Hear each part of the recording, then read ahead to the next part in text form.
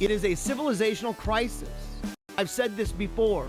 We are at a place, and you can see it from a mile away, we are at a place where great civilizations start to go and new civilizational models begin to gain steam, and there's a place where those two cross paths, and they simply cannot coexist. We are there right now. So shout out to Paleocrat. Oh yeah, follow Paleocrat. He's all over this. The woman explained how her boyfriend told her that his high-fiber diet means that wiping is completely unnecessary.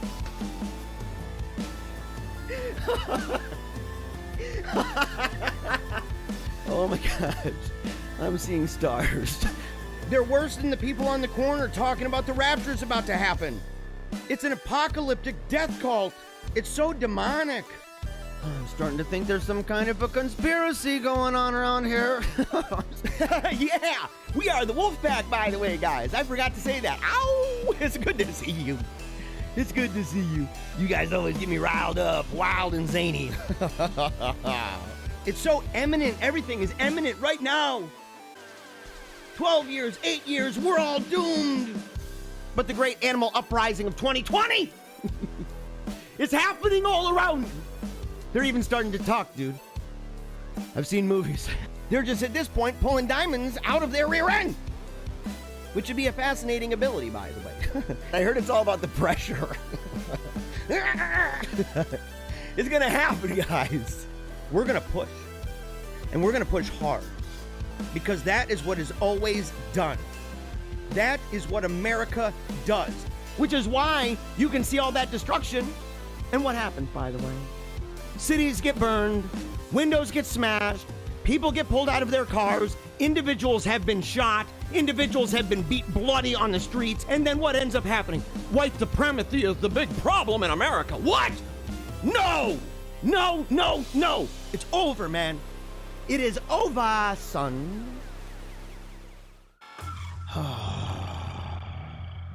I think they're lying to us. And you know how we know this? Because they buy into everything. They spread fake news like crazy. Is this real, guys? 50-50. There are people out there that have physiques like that. You see them oftentimes in parking garages like valet drivers and stuff. If you want to be an ignoramus and try to do the fisticuffs, hit the road, Jack and Jacqueline and Karen. No, you're not based, dude. You're based in Pato land, as in like located. Let's look him up on Google real quick. Oh, he's on 666 Pato Street. We're just gonna have fun. There's no serious stuff going on here. Oh, they're mukbang spiders. Why? Oh, holy crap. No. No, no, no. Do not flaunt that. That is not something to be proud of. There's been a big price tag for the sins that we've committed as a nation.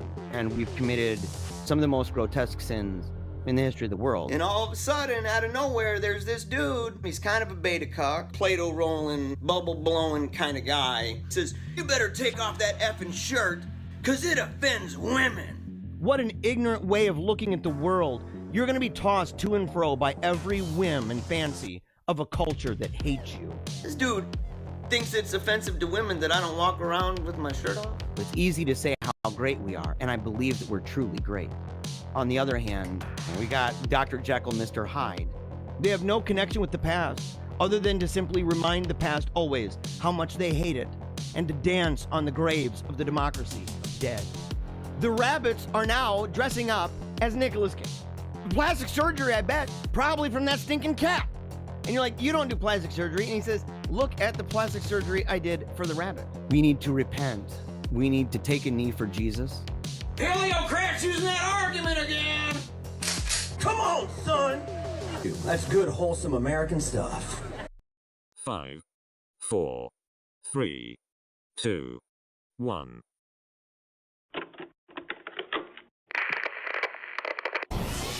They ain't never seen nothing like this before.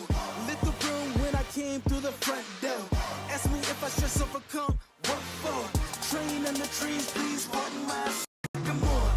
Touch burning sands, cross lands, and stormy shore seasons in the year, yeah. Ain't no challenge for champions and chain no fear. Yeah, the champions, yeah.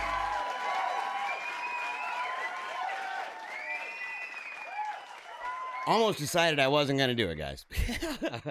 Almost decided. I was scrambling around. I'm lying to you. I would never do that. I would never do that to you guys, especially not on a Friday. It's Friday, guys. It is December 4th, 2020, and we have an amazing show for you today. It's Paleocrat Diaries. I'm your host, Jeremiah Bannister. We're going to get, we're just going to go right to it. We are just going to go right to the business here. Right to the business. Before we begin, I have to do this every single time. Let me make sure. Let me make sure I'm not gonna play a song. Okay, there we go. There we go. Uh-oh. I am playing a song. I am playing it. No, I'm not. There we go. Yeah, I have a special video I wanted to show you guys. I have a special video, but I had to blend it in, and I wanted to make sure that it was going to be okay and it wasn't going to have any kind of audio delay and stuff like that. And so I wanted to drop it in. I didn't want to do a window capture. Okay, what you're seeing right now with the comments, okay, this is called a window capture because I use something called, is it OBS? OSB. Yeah. So OSB. I always get it confused, man. In fact, it's OBS. It's OBS. That's how confused I get it. I was like, it's OSB, guys. It's OSB. No, it's not. It's OBS. This is a window capture, okay? This way you can see what I am seeing.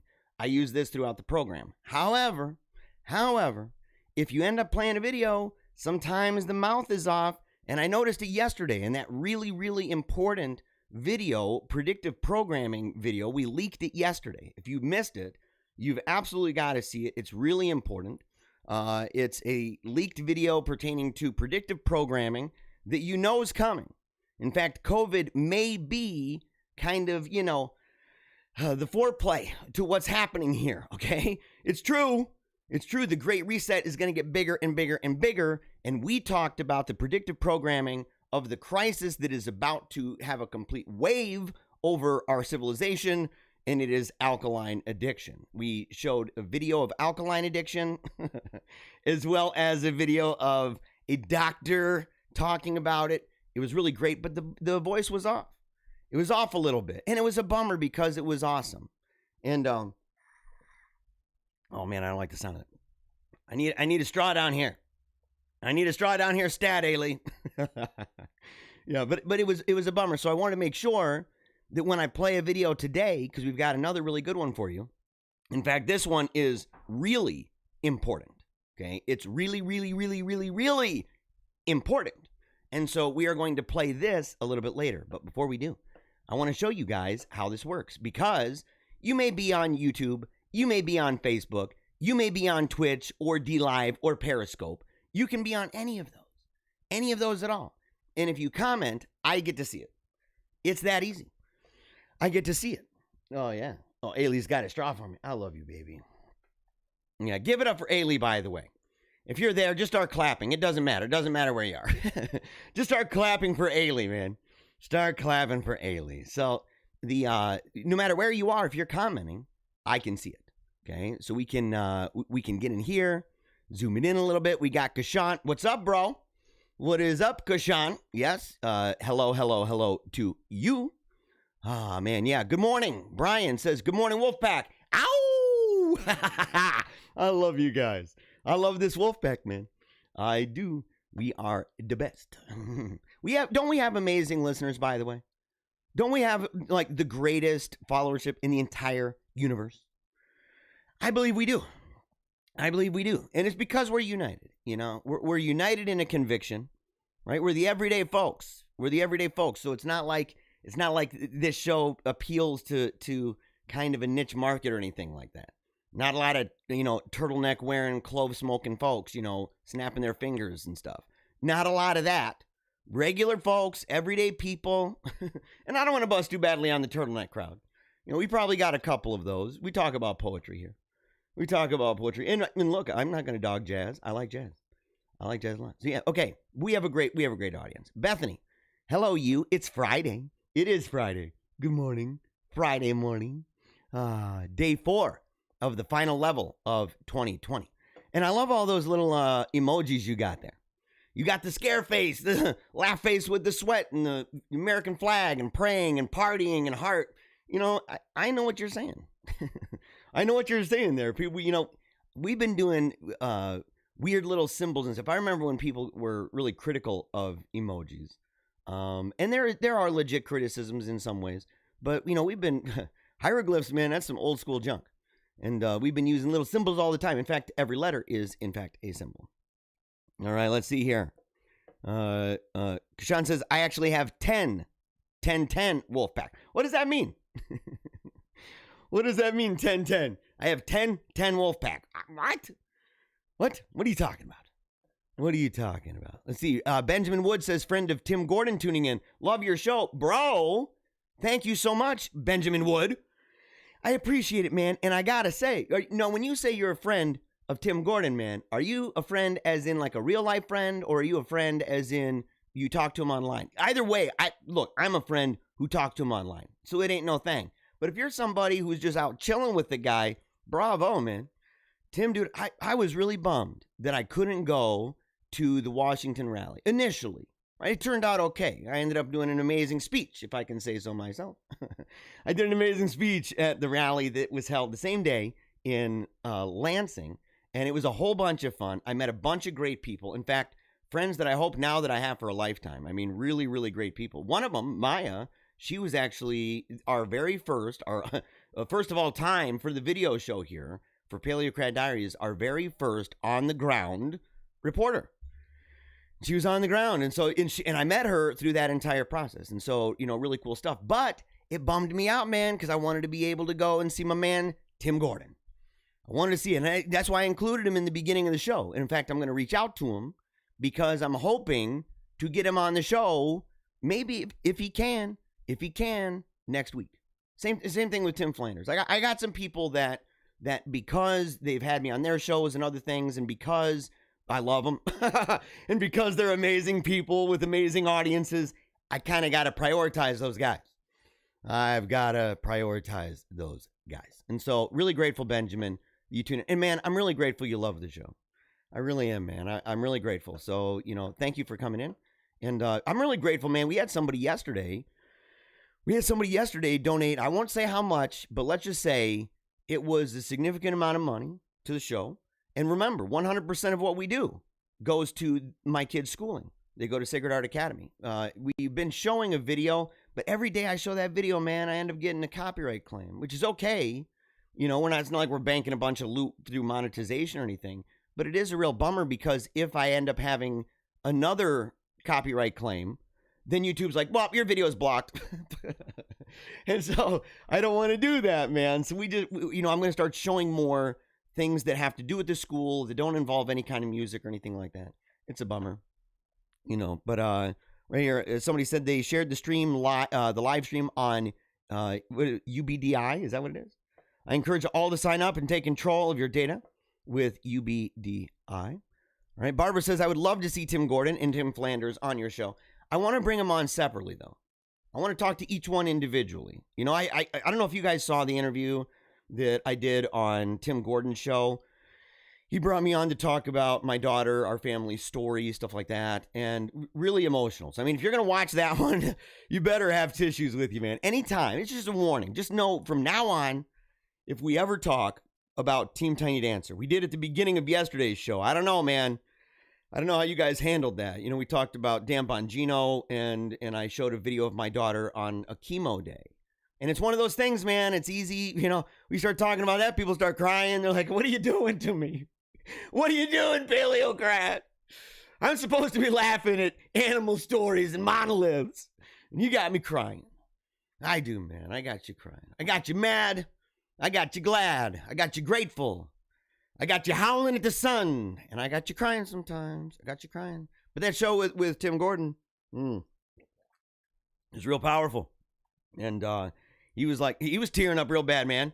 And by the way, Tim Gordon's wife, man, she's like the best. She's amazing, man. She's amazing. We're hooked up. And so, she's just an awesome person, man. Tim's hooked up. I'm hooked up with my wife. It's just an amazing thing, what God does for godly men. I gotta say, we're out of our league, aren't we, brother? We are out of our league, man. We know it every day. And then, Tim Flanders, I want to have that guy on. He's another guy way out of his league. He knows it. He knows it. He's hooked up fat, right? Got an amazing wife. In fact, she's the genius behind his website, man. That's a special secret. It's a special secret that I happen to know because I'm friends with Tim Flanders in real life. Like we live in the same town, and so it's definitely good. Benjamin says you haven't hung out with him in person yet. That's good, man. Yet. I believe in it, man. You talk with him on the phone occasionally, dude. Yes. So Benjamin, you sound like an amazing guy. You're obviously in with some cool folks, bro. You got to call me, man. You got to get on the phone. I think my phone number is actually on my website. And you can see this website by going right here. The Paleocrat. Yeah. Let's see. Paleocrat Diaries. There you go. Boom. It's up there. Paleocratdiaries.com. You got to go check it out. Whoa. I thought that I had more of it. Okay. Yeah. Okay. We got to scooch this bugger over. That's not supposed to be there. What's that all about? Yeah. So, somehow this all got kind of mixed up here. Sorry about that. We're going to scooch some of this stuff over. So, all right. Here's the website, paleocratdiaries.com. It's super easy. It's not, we don't post a bazillion things. And we ain't spamming you. So if you subscribe, which is an easy thing to do, if you subscribe, you're going to get, all the content that we have. In fact, I want to put together a newsletter because Tim Gordon's brother, man, I've gotten some newsletters from him recently, some emails. I like the layout. I like the feel of that, man. It's really cool. So, I really dig it. I'd like to have him on the show too. In fact, I want to meet up with him because he's in Detroit. I'm supposed to meet up with some of the guys from Church Militant. Supposed to meet up with them in Detroit, man. It's kind of a behind-the-scenes thing. We're going to see what goes on with that. It's going to be a lot of fun. And so I got to head out that way. And I got friends out in Detroit anyway, members of the Wolfpack, and so we can do that. But if you go to the website, you're going to see here's just some of the articles, including the one that we're hiring, a call for volunteers and contributors. So, if you want to contribute to the team, if you're a blogger, you're a vlogger, you're somebody who wants to contribute, in any way, including social media managers, amplifiers, stuff like that, make sure to go and check that out. You can see the must-see Jeremiah speech at the Stop the Steal. That's my first one that I did. And here's the contact, man. I'm just going to put it out there right now. Okay. There's the contact. Okay. You got my email and apparently even my phone number. This isn't good, man. I can imagine a lot of bad happening from that. But that's my phone number right there. And of course, you can contact Thor Popinski. He's our Russian bot troll in residence, as well as our secretary, my mega hot half Korean wife, Ailey Bannister. And very, very, very grateful for that. If you want to become a member, it's easy. Paleocrat Society, $5 a month to become a bona fide member of the Paleonaughty. And once again, 100% of any kind of funding that this show receives, 100% of it, not a penny goes to me to go to the store and pick up some coffee. No, nothing, okay? Nothing like that. We ain't going and buying some food. It's 100% goes toward the education of my children at Sacred Heart Academy in Grand Rapids. And that's an amazing, amazing school. And if you'd like to do interviews, if you want me to come and do speeches at your school, church, club, or small group, all of that information is available at the.com. All right, we're moving on, guys. We got a lot to talk about here. We have a lot of stuff to talk about. And I'm trying to get done, well, I'm not going to get done early. I'm going to try to get done at a reasonable time, though. Man, I've been pushing this bugger to almost 2 o'clock. That's ridiculous, dude. I've been pushing it to almost 2. I'm like, I'm just going to go and go and go. I'm pulling, the Energizer Bunny thing with this. I am, man. I'm totally the Energizer Bunny. I'm pulling into Alex Jones. I'm going to start doing like 7-hour streams, screaming into the mics. I'm going to end up sounding like Darth Vader by the end of my life. I'm doing that thing. So I got to be careful. Got to be careful, man. All right. Freedom of the press. Okay, what's this? Yeah, freedom to press this bench. Yeah, guys. Okay, have you guys been lifting? I said that I was gonna put on some kind of a program because we're doing the jihad on fat, but it's been very unorganized. It's been very unorganized, and part of that is because my house has been very unorganized, and I wish that my workout area, my workout station, looked kind of like this. Maybe not like it looked like it was outside or that it was made of wood. I mean, that's pretty boss. But at the same time, you got to be hardcore, man, to have a bench made of wood. You know what I'm saying? But at the same time, that it was clean. And so I have to say thank you to my mother, to mommy, for coming over. And she helped yesterday. She was down here for hours working with us. We've been getting boxes and storage and separating storage from what we want to give away and stuff we need to throw away. And it's already starting to breathe down here. It's eventually going to be much different. We're going to have an entertainment area down here. So where all the electronics, the guitars, the computers, the TV, all of that stuff is going to be happy fun time down here. And it's going to allow me to get back up in that quiet room. Get back up in the quiet room, and it's a much better studio. You know, better acoustics, better natural lighting, everything else. I am going to miss this down here, though. But my bench is covered with books. You know, my bench is covered with books, and so it makes it kind of hard. But that'll be taken care of, guys. It'll be taken care of. In fact, I need to do it today because I need to lift again today. I lifted a couple days ago. My arms and chest have been on fire, burning badly, really badly. And I'm going to start writing it down so that we can work out together so that you can say, okay, and we'll do alternatives. So if you don't have a weight set, you don't have anything like that at your house, you can do some push-ups, right? If you don't have any arms at all, you can close your eyes and imagine that you were doing push-ups. We're going to figure out different alternatives. We are here for everybody. Doesn't matter. Okay. Oh, no, not again. All right. Mystery obelisk appears on Pine Mountain. Where's Pine Mountain? This is, how would you pronounce that? Atascadero News.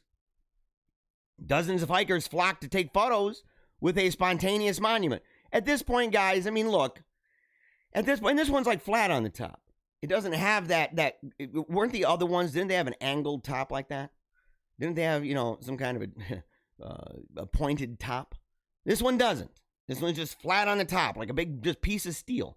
And that's what I'm wondering. I'm wondering, is this like, something that at this point is kind of going viral in its own way and people are just, putting stuff up all over the place. Well, I got a big piece of metal in my backyard. I'm going to put up an obelisk. What the heck, man? An old monolith. And did they call it an obelisk? Yeah, an obelisk. Dude, okay, yeah, this would be an obelisk, I guess, right? Mysterious. I don't know how much I'm buying into this anymore, guys. I don't know how much I'm buying into this anymore. But you know what? I thought I saw, hold on, we're going to have to see this here. No, come on. No. Come on. What the heck? I thought I had another. Oh, yeah, I did. Okay, I know. I skipped over it. It's the one that I skipped over, man. So I'm like showing you guys. I'm glad I didn't see too much. I still like little snippets because I got to be able to be a little bit surprised. I got to be surprised by this. Okay, Vice, a group of men shouting, Christ is King and America first. They destroyed a new monolith and replaced it with a wooden cross. Dude, bro, I'm telling you, here's the thing, guys. How much money do you want to put down that these homeboys are part of the wolf pack? Woo! Yeah, man. I'm serious, guys. I'm serious about this. Look, you got dudes out there checking out the monolith. They're resolved to take this bugger down. And what are they shouting? What's their mottos that they're using? Christ is King. America first. They probably howled and they were like, oh, we didn't think anything of that. And I'm like, we did. These guys are bona fide members of the Wolfpack, guys. It's official. If they're not members already, they're bona fide. They're already in. 100%, man. You guys are in. Oh, my gosh. Oh, they called them racists. Why? Why would they call them racist? I guess I didn't read this story. Oh, it's Vice. Okay, well. Who's not racist according to them? Oh, I don't know. Maybe racists. People who want to divide everybody up. That racial segregation known as multiculturalism. They want to go ahead and do that and say, oh, no, that's not racist. It's because they were white and they believe in America first. That's what it is.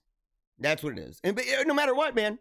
No matter what, you got, yeah, and they proclaim Christ superior to aliens. Oh, that also makes them racist? Come on, man. Come on, son. That's ridiculous. You're ridiculous, Vice. There's a reason why all your stuff just sucks. You would think with as much money as you guys had that are like dumped into you guys all the time, that you would, do much better than you're doing. You would think.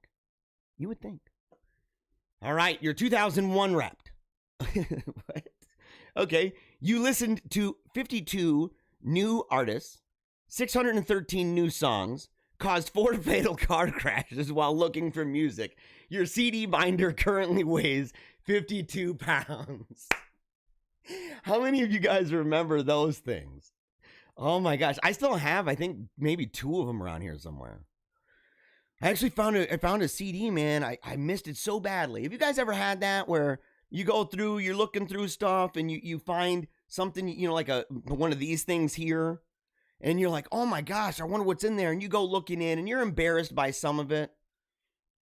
You know, wasn't there a guy named Cisco or something? Like, you know, you're like, you're kind of embarrassed by that. You know, some of the bands that you listened to back in the day. And then, but you always find like one album or maybe 2. They're like, man, dude, I remember those. That's dope. And you pop it in and you're listening, and it takes like, you're like, oh man, that song's not as cool as I thought. And then you flip through and you're listening to more and more and more, and you're like, I'm done with that. We can get rid of that. It happens all the time with me. I'm like, oh, dude, yeah. Spin Doctors. Dude, I remember Spin Doctors. And I pop on some Spin Doctors, and I'm like, I don't know about that. Wow. I don't know about that. The only band that I've ever done that with where I hadn't heard them in a long time, and I popped it out, and I said, dude, this band is just amazing. Is a band, this real small Christian band. I think they only had 1 or 2 albums, but it's called Deja Normal. Deja Normal. Maybe My Little Dog China. That was another one that I just, you know, it's been a long time, man. Hadn't heard him in a long time. And, you know, but I remember this, dude. Yeah, in a lot of fatal car accidents. I don't know about, you know, did they really think, how can people make fun of that, man, when the people who did this, the person who made this is probably driving around looking at the phone? And give me a break. Give me a break, man. What's this one? Today I will finally make change in my life. Oh, and then it's sleep, sleep, sleep. Yeah, but here's the thing, guys. For some of us, that's a put down. For some of us, like myself, that right there is a good thing, because homeboy here for a long time, I've struggled with insomnia, man. Or sleeplessness. Like I don't stay up and just go days. I don't do that. I don't do that. But I used to struggle. Real bad. And by used to, I mean, even as of like a week ago, I was still having a hard time. But, you know, it's one of those things where I've started to make certain decisions, shutting off internet early, saying, I'm not going to be on anymore, spend a lot more time being active, not bringing the phone to bed. And all of a sudden, magically, you'd almost think, man, it's like a miracle, guys. All of a sudden, I'm able to sleep, and I sleep the whole night through. I'm feeling good, man. I'm going to have, instead of 5 bags under my eyes, I'll have 3. That'll be good, man. It'll be good. Oh, yeah, that's the monolith guys. The wolfies. The old wolfmasters. Wolfmeisters. Yes, okay, what does this say? White people have no equivalent to the N-word. Oh, come on, guys. You're going to get me in trouble. It gets us lynched. I disagree. Nazi. Oh, isn't it a little... Oh, I get it, man. People are trying. Yesterday, you guys sent me that stinking. You sent me that article about Adolf Hitler getting elected. I'm like, what? I didn't know it was the dude from Africa, a black dude from Africa. You know, I didn't know that. I just saw the title. I'm thinking, dude, no, guys, I'm in real trouble. You guys sent me some stuff, man. I had a guy yesterday.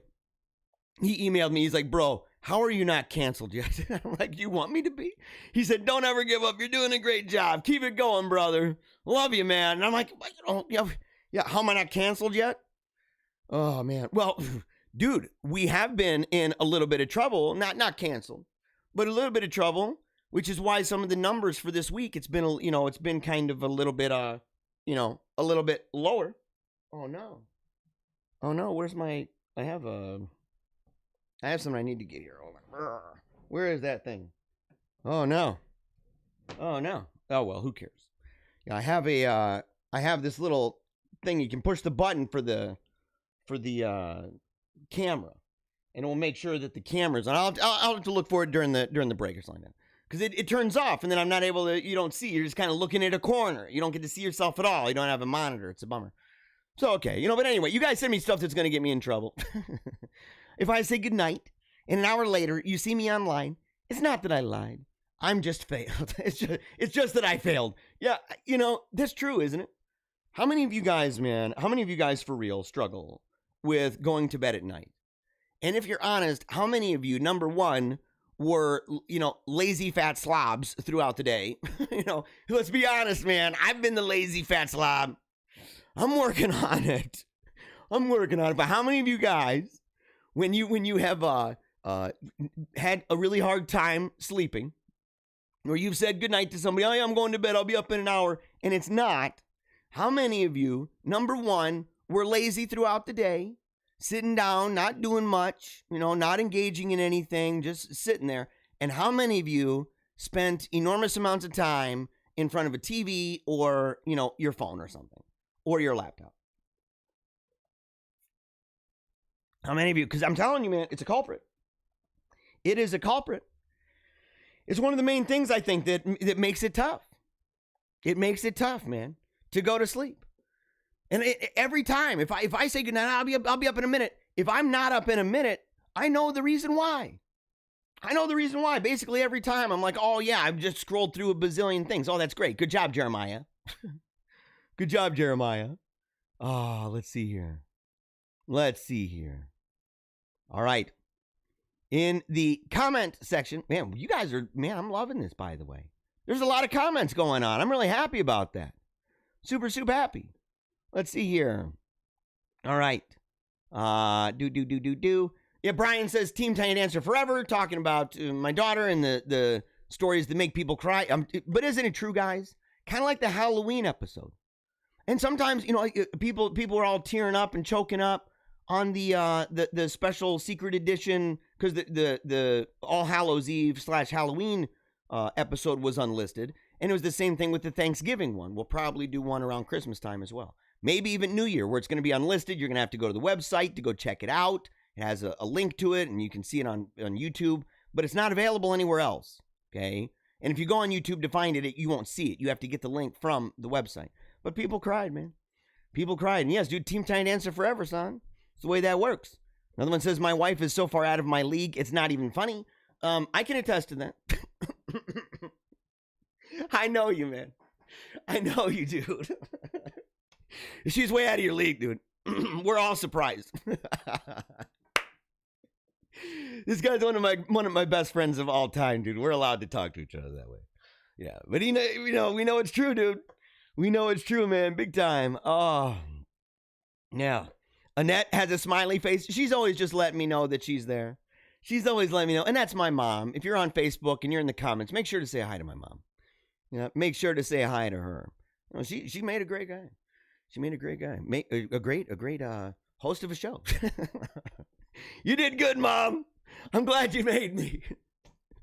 I'm glad you raised me, Mom. I love you so much. I do. You know it. Big time, actually. CF, California. I'm guessing copycatters. That's what I'm saying, man. Well, no. You're talking, okay, the obelisk story. Those are the copycatters. Probably. But, dude, it's California, man. You never know, brother. You never know. California's got some weird junk, dude, all the time. I mean, it's like the home of weirdness. Like, what's up, by the way, with just the West Coast? What's up with that? And yeah, New York's messed up and stuff in some ways. It's kind of messed up. Like, you can find, the coastal elite over there, the Ivy League elite over there, and they've got their own kind of weird, and their own kind of weirdness that's happening. But man, dude, the West Coast, come on. What is wrong with you guys over there? Not you. Maybe a little. I don't know. Maybe a little. Your friends are like, oh, yeah, that guy. He's got a couple things going on. You tune into this show, so I know you at least got a couple things going on. We all do, man. We all do. I love you, buddy. I'm really glad you're here. Oh, man, yeah. Another one. I remember those CD cases, mostly because I still have 4 of them in the house. This meme is totally accurate. Yep, totally. Another person says, I remember these, dude, with CD players in the trunk of their car. Yeah, okay, I remember dudes who had CD players in the trunk of their car. I remember that. I remember when we first started realizing, like, figuring out ways to put them in the console, like in the console in the middle, you know. And then I remember when they first were like, okay, we can fix the dashboard up and start putting it in there, and you could bring the car in and you get it back and you got your CD player right there. And I was like, yeah, dude. So you no longer had the radio with just the two dials on it, the little bar that goes across there. You know, I remember some of those cars, man. I remember some of those. Zinc Blue. Oh, Zinc Blue. I am happy to see you in the comments. It says, hello, Jeremiah. Good morning. Good morning to you. I like that little blushy face you got. I like that little blushy face. In fact, we're going to go ahead and just drag that over right now. That way people can see this little blushy face. I love that thing. I love that. Right here. Boink. I feel you. I put away electronics by 9 p.m. That's actually wise. You know, I've read many places that say you should stop drinking caffeine around 2. If you want to get good sleep and you want to have vivid dreams and have, you know, a good sleep cycle, they say caffeine, stop that at around 2 o'clock. So if you're like, man, really? Well, how am I going to stay awake? Well, you know, maybe drink, you know, more caffeine before 2. If that's the way you've got to roll. You know, I've been whittling down caffeine. I drink a lot of coffee, but my wife, she's been, you know, making it. Sometimes I'd be kind of tired. And she's like, oh, I put like 1 shot of caffeine in there. And I'm like, what are you doing to me? You can't do this to me. I need it, man. I need it. Barbara said, what about the boy bands? MTV spoof called Together. Wait, I don't know if I've ever seen that. Together. When I think of the boy band spoofs, I think of what was Josie and the Pussycats. What was the name of that band? Oh. And that movie, by the way, I'm telling you, I know that MTV put it out. And it was like, oh, this is a funny joke. We're just being funny. And I'm like, dude, I think this is actually, you know, a way of kind of outing what kind of really goes on. I think I'm dead serious, man. Maybe, you know, I don't know about the subliminal messages in that stuff, but they don't even have to have it as like an underlying audio track. You don't need to have it that way to have some kind of influence campaign with symbols, you know. And so if you take the principle of what they're saying, it, you know, I believe it totally worked. I believe it's true, actually. A lot of that. Spoof was middle-aged 30-something Kevin Farley. They put two CDs. You own it? You own it? Oh my gosh, for real? My dad was in a band called Perspiration. My dad doesn't listen. My dad doesn't listen to the show. It's something. I have a grudge against him on this. I'm like, what are you doing, dude? Why aren't you listening, man? He listens to shows that appeal more to like a boomer audience. And I get that. But the thing is, he was in a band when I was a kid. You know, they just sang. They really didn't have instruments or anything. But they called themselves Perspiration. And how many of you guys grew up in churches where you had a lot of people? It kind of, you know, some churches have a feel. They do a lot of these, you know, special. We have a person coming up to do a special song. And it starts to sound and feel a little bit like karaoke for people who don't drink and stuff and who don't go to bars. So they don't go to bars. They don't do the karaoke, but they are doing karaoke. And they get up there and they sing, and a lot of times they don't even memorize the words. They just have a piece of paper and read it. And sometimes they're forgetting, but, you know, at the end, you know, they do the bow thing. I grew up in different churches that had a lot of that, you know. So sometimes they would be amazing. Sometimes they would do their best. There are people who would be asked to do these specials, but a lot of times it's like, hey, I'd like to come up and sing. I got a song on my heart. I just want to, you know, do this thing. But my dad, all these bands, there was one church in particular that had a lot of these groups. Now they actually practiced, but they were ones like Inspiration, right? Glorification, Sanctification, that kind of thing, all amended with Asian. So, and they were all ladies. And so some of the husbands decided to get together and create a band called Perspiration. And they dressed ridiculous. They did at least one concert it was one of those houses, you know, you open up the house, it's a house show. And it was a bunch of fun, man. And in fact, I think they did more than one, because they did one where the whole group was there, and they did another one where one of the members was not able to make it. So they actually brought out a TV, and it was like Max Headroom, right? Or whatever his name is, Headroom. And had him on the screen singing along with them. And they did this thing where they interviewed him, recorded it beforehand, and did this kind of scripted interview that they did so that when they played it in front of the audience, it felt like they were actually talking over the TV and stuff. It was really, really creative, really funny, and really ridiculous, actually. They sang songs like Arthur Farty's Yodeling Party. That was, by the Swirling Eddies. The fact that I even know this song. Dude, I could sing. I'm not going to do it, but I could sing it. I could sing it, man. Oh, my gosh. I know all of it. Yeah, some people are saying they sleep good meditation. Yeah, Seth. Oh, by the way. There's the guy right there, man. He's the one that's like, how are you not canceled yet? Gotta watch out for you, Seth. Gotta watch out for you, bro. Did you ever even tell the story of what I did to that cougar? Yeah, the car.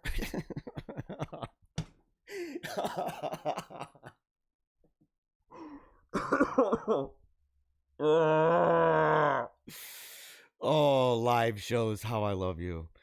Oh, man, dude. Oh, some people say they have sleep paralysis. Dude, that's a bummer. What exactly is sleep paralysis, man? What do you mean by that?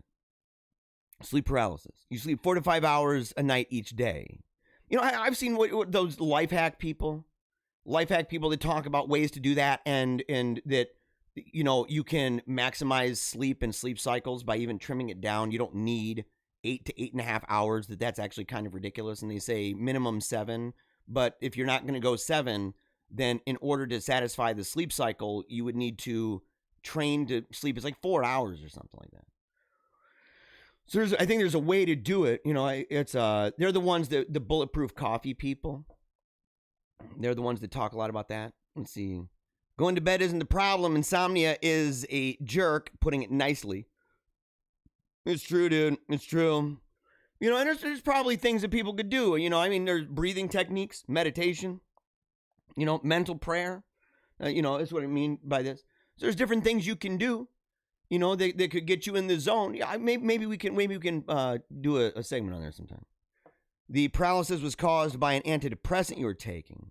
Yeah, quit taking drugs. I get that. I used to be on antidepressants like that. And SSRIs. What's the other one, man? SSNI? Anyway, I've been on different ones throughout my life. They had me on, a lot of them because I'm bipolar category 2. I've been diagnosed that since 2002. And so they've had me on, a ridiculous amount. Nowadays, not so much because, I like to have emotions. That's the first thing. And they're like, yeah, but aren't you manic? And I'm like, well, maybe a little bit. Maybe a little bit. I'm like, you got a problem with that? I don't know. No. I'm learning to adjust to things. I'm doing things throughout the day to try to make it better, right? To minimize the negative impact and to maximize the good. So when I'm manic, dude, I'm on a roll, son. When I'm depressed, I'm working hard to maintain that roll because you got to do it. You got to do it, man. And some of that stuff, man, is just it's just life too sometimes. And it's a lot of times it's basic things, man. If I go through depression and stuff and I'm super depressed and I'm awake all night and I really think about it, I'm like, dude, did I walk around outside? Did I go and actually enjoy the sun throughout the day? Did I work really hard? Did I do a bunch of push-ups and stuff like that? Am I lifting weights? Am I reading before bed? And what am I reading before bed? What kind of books am I reading? Those are the things, man. Those are the things. See, California has infected the West Coast. Dude, yeah, man. Yeah, dude, I'm telling you, it's pretty crazy junk, dude. What's going on? Well, do you think California has infected the West Coast, or do you think maybe, it's Oregon? What is it? I know Washington gets a bad rap, but I really think it's Oregon and California, man.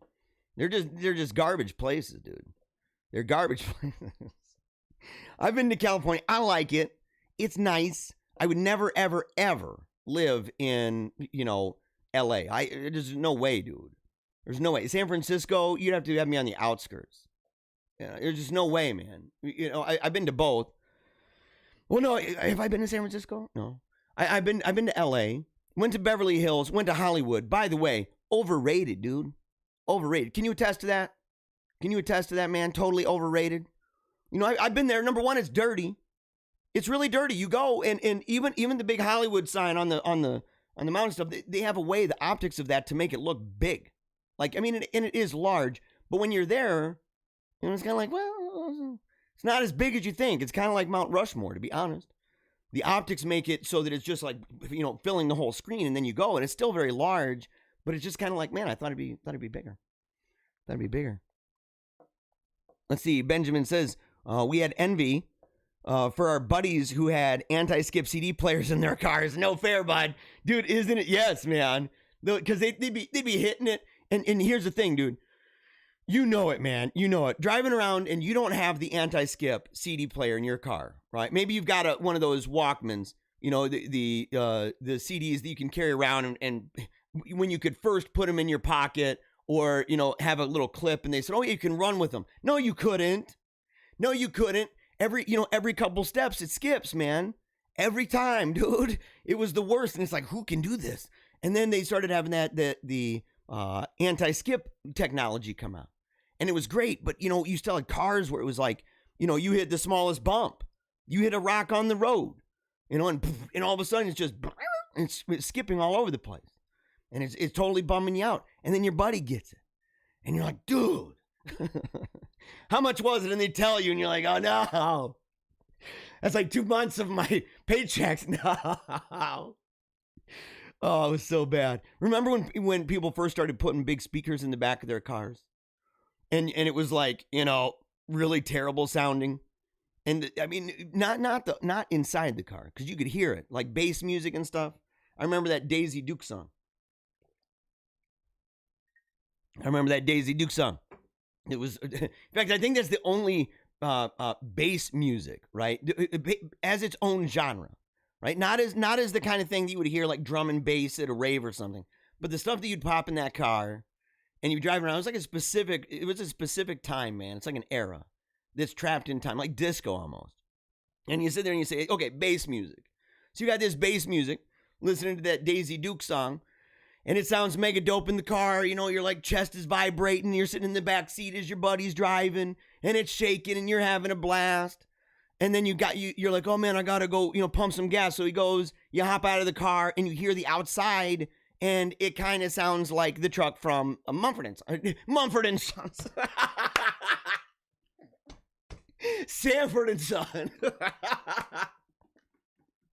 Yeah, Mumford & Son. I know, guys. Mumford & Son has a pretty grody sounding truck. It's like, it's just like vibrating all over the place. Mumford & Sons.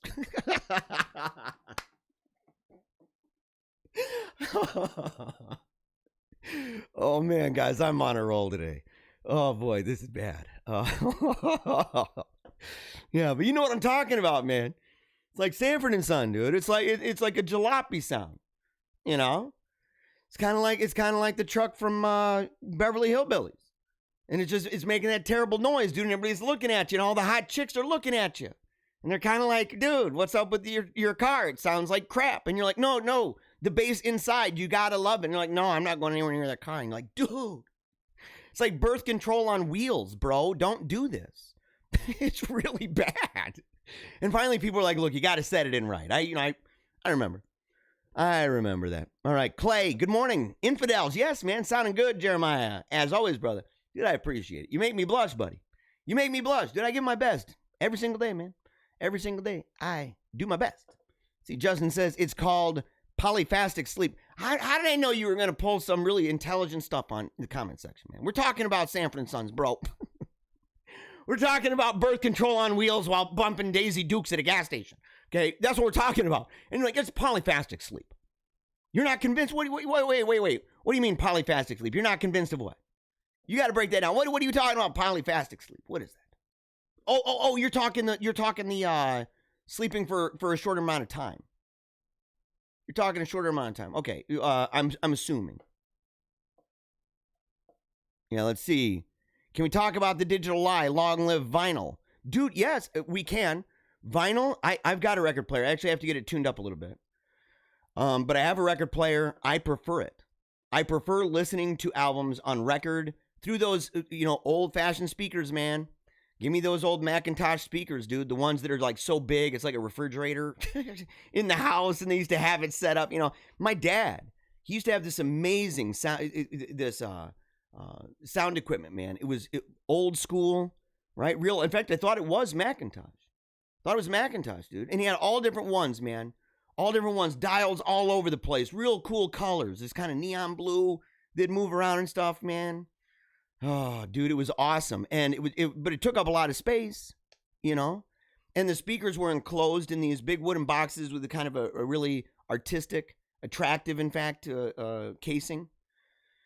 It was awesome, man. It was awesome, yeah. Bass music, a little DJ Magic Mike when you want some killer thump, dude. Yes, dude. Yes, man. Oh, buddy. All right, you guys are great, man. Love that comment section. All right, we are going to talk. What is this? How many more do we got here? We got a couple more. We'll do a couple more fun stories because I don't want to talk forever, man, about like serious business. I love talking serious stuff, but dude, you know what? It's Friday, man. It's Friday. I've been bumping 3-hour shows, 3.5-hour shows, and I'm just like, man, to be honest, guys, I just kind of want to have a little bit more fun. I'm not gonna lie, I just want to have a little bit more fun. So if I'm in that comment section a lot today, and I'm talking to you guys, or we're showing some videos, or whatever, I hope you stick along. And you know what? If you are watching right now and you have not liked it yet, okay? If you are, actually, let me go ahead and switch over to this real quick. Okay. Yeah. So if you are, if you're watching and you have not liked it yet, or if you have not shared it yet, you got to do it. You got to share it with your friends. If you love the show, okay, if you love the show, we're really grateful for that. And we hope that you let people know. I'm sorry, I'm trying to multitask something here at the exact same time. Got to do this, man. Got to do this. Stretch to the screen. There we go. Drop it down. Here we go. All right. Yeah, if you love it. If you love the show, and I know you do, you got to share it with your friends. You got to share it with your family. You got to share it with your classmates and coworkers. Share it with your frenemies, right? You know, if you say, man, I got a friend, he's a real diversifier. He's a real multicultural, you know. He's one of those freaks, man, that's just out there screaming all the time at people. Raise your fist! Wah! And he's that kind of person. Make sure to share this video. Make sure to share all my videos with them. And say, look, I think you really like this guy. I think you really like this guy. Or you got, sometimes you got to be kind of sly, okay? You got to be a little sly. And so if you got some friends, and a lot of times, to be quite honest, it's ladies. And we got a lot of ladies who tune in. A lot of housewives. A lot of working moms, to be honest, right? Some of them working moms, some of them having to driving. We have one that tunes in every single day. She lets us know she's driving parcels all over the place. So I think she works for UPS. So we got her. We got people who work in printing, stuff like that. We have others that do work from the home, right? Making rosaries, stuff like that. Some that are nannies. Some that are at the house and taking care of the 12 kids that they've made. Homeschool moms. But some moms, okay, some moms who don't know about the show, they go online every day and they're sharing cute things about animals and they're, sharing funny stories and everything and things about little babies or spooky, a woman opened up her makeup cabinet and all of a sudden when she opened it up, she found there was a secret room back there filled with dolls that were cute. We talk about that stuff, okay? Maybe a little bit differently than they think. But you got to share it and say, oh, I saw this segment on the show about raccoons that were fighting, and it was really cute and funny. You should check it out. Because the thing is, they're going to love it. They're going to tune in and be like, what is this? It's the golden ticket. It's the golden ticket, lady. You're definitely onto something really good when you tune into the show. And you're joining just an army of amazingly attractive, brilliant, and wonderfully righteous women from all across America and even the world. We're tuned in every single day. Bringing out the best. Bringing out the best in men and women all over the place every single day. So make sure to share it. All right. Reported burglary in California was a dozen fighting raccoons. Of course it was, by the way, guys. Is this one of them?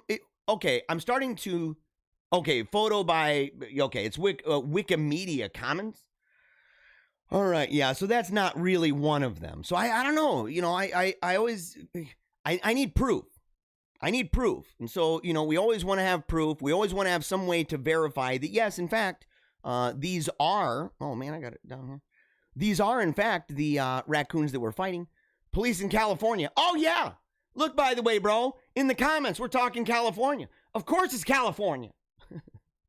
Where else would they be fighting, dude? You know, because we know the ones at the Trump White House, we know that those ones are patriotic. The ones in California, yeah, report of a suspected burglary. It depends on where it is. We're going to find out what side these raccoons are on. We're going to find out. Because I think they're a little bit divided, guys. A little bit divided. A burglary in progress, and arrived to find the cause of the ruckus actually was caused by about a dozen brawling raccoons.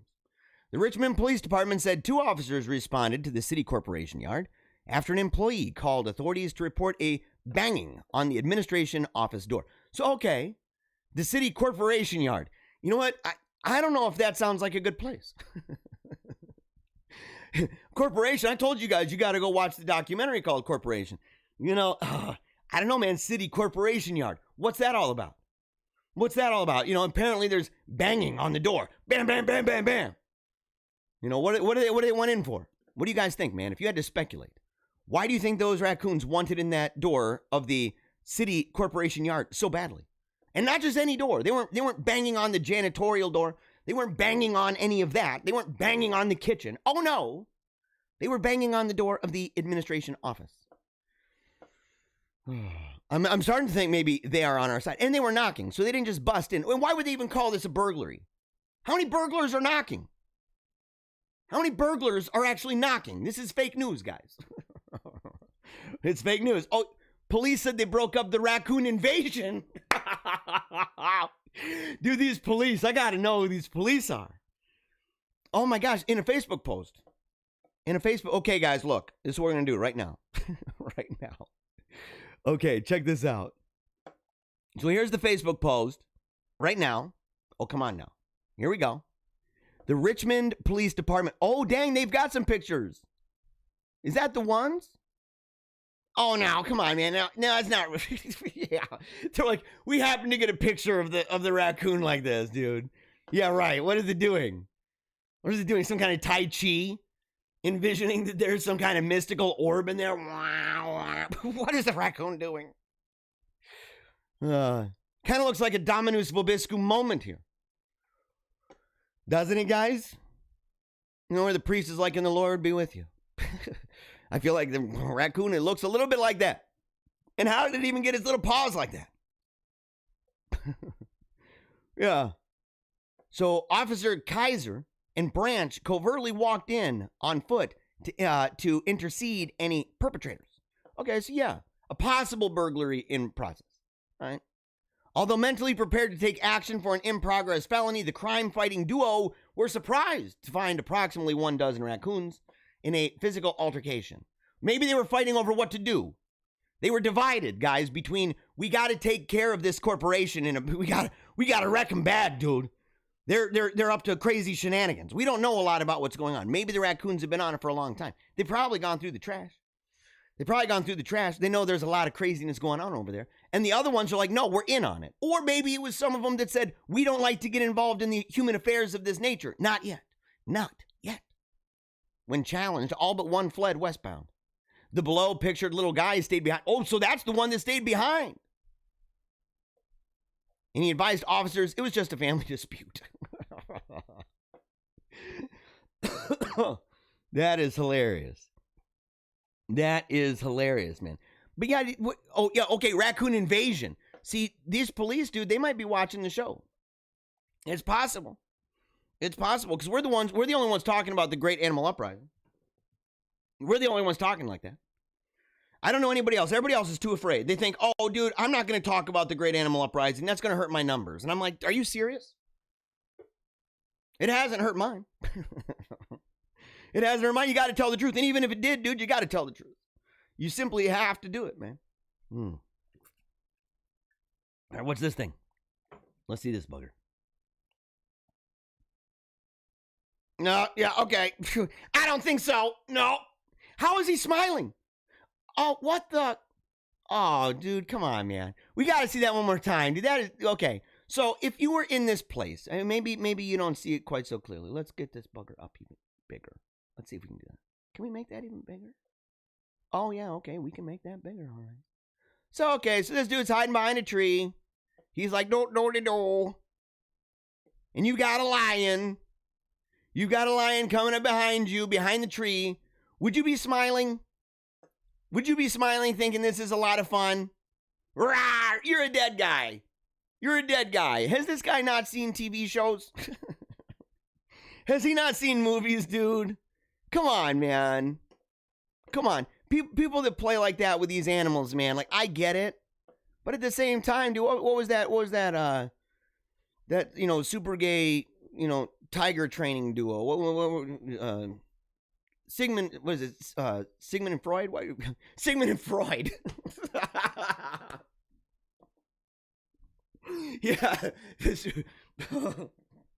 Yeah. What was it? Sigmund and Roy? What was it? What were they called, man? What was their name? And those guys, they had some situations, dude. They're pretty rough, And oh boy, dude, what was his name, man? Crocodile Hunter? What was his name? My brain is not working today. No. What was the dude's name, man? Ended up getting stung by a stingray or whatever. Died. Super sad thing, man. Yeah, because I'm thinking Crocodile Hunter, but dude, that's like, what, Crocodile Hunter Dundee? Like, what is that? Oh, man, dude. Okay. No citizen has a right to be an amateur in the matter of physical training. Well, look at that. Okay. What a disgrace it is for a man to grow old without ever seeing the beauty and strength of which his body is capable. Number one, is that an actual quote? A Socrates quote?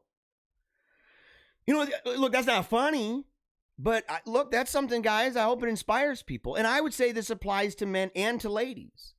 I think we make excuses. I know I have. I've made excuses my whole life. Well, no, not my whole life. I go through these kind of spurts. I'm really hardcore about it, and I'm doing really well, and then I make some kind of excuse. And normally it has to do with a holiday or friends and family coming over to visit. Stuff like that. And I end up like, well, I don't need to do that today, or I can eat this way today. And then I find myself right back to those cravings, man. Right back to the very patterns and behaviors that I had before. And it's a tough thing because it's one of those things where in order to do that, I mean, look, dude, well, I mean, it's kind of what my body looks like a little bit when I close my eyes and imagine, But the thing is you look at it and you say, man, I'd love to look like one of the guys off of the movie 300. Wouldn't that be great? Wouldn't that be great? Boy, oh boy, would I love that. And the ladies, man, looking all sleek, proportional, kind of what their body is structured to be. Because your body is not, even when people say, well, no, I'm big boned. The truth is, okay, maybe you're big boned. I got that. I understand that. I know some mesomorphs. Not everybody can be, endomorphic. And so I know some mesomorphic dudes and some mesomorphic chicks, man. I know it. But that having big bones, that doesn't mean that you should be, 60 to 80 to 100 pounds overweight. It doesn't even mean you should be 20. It doesn't mean that.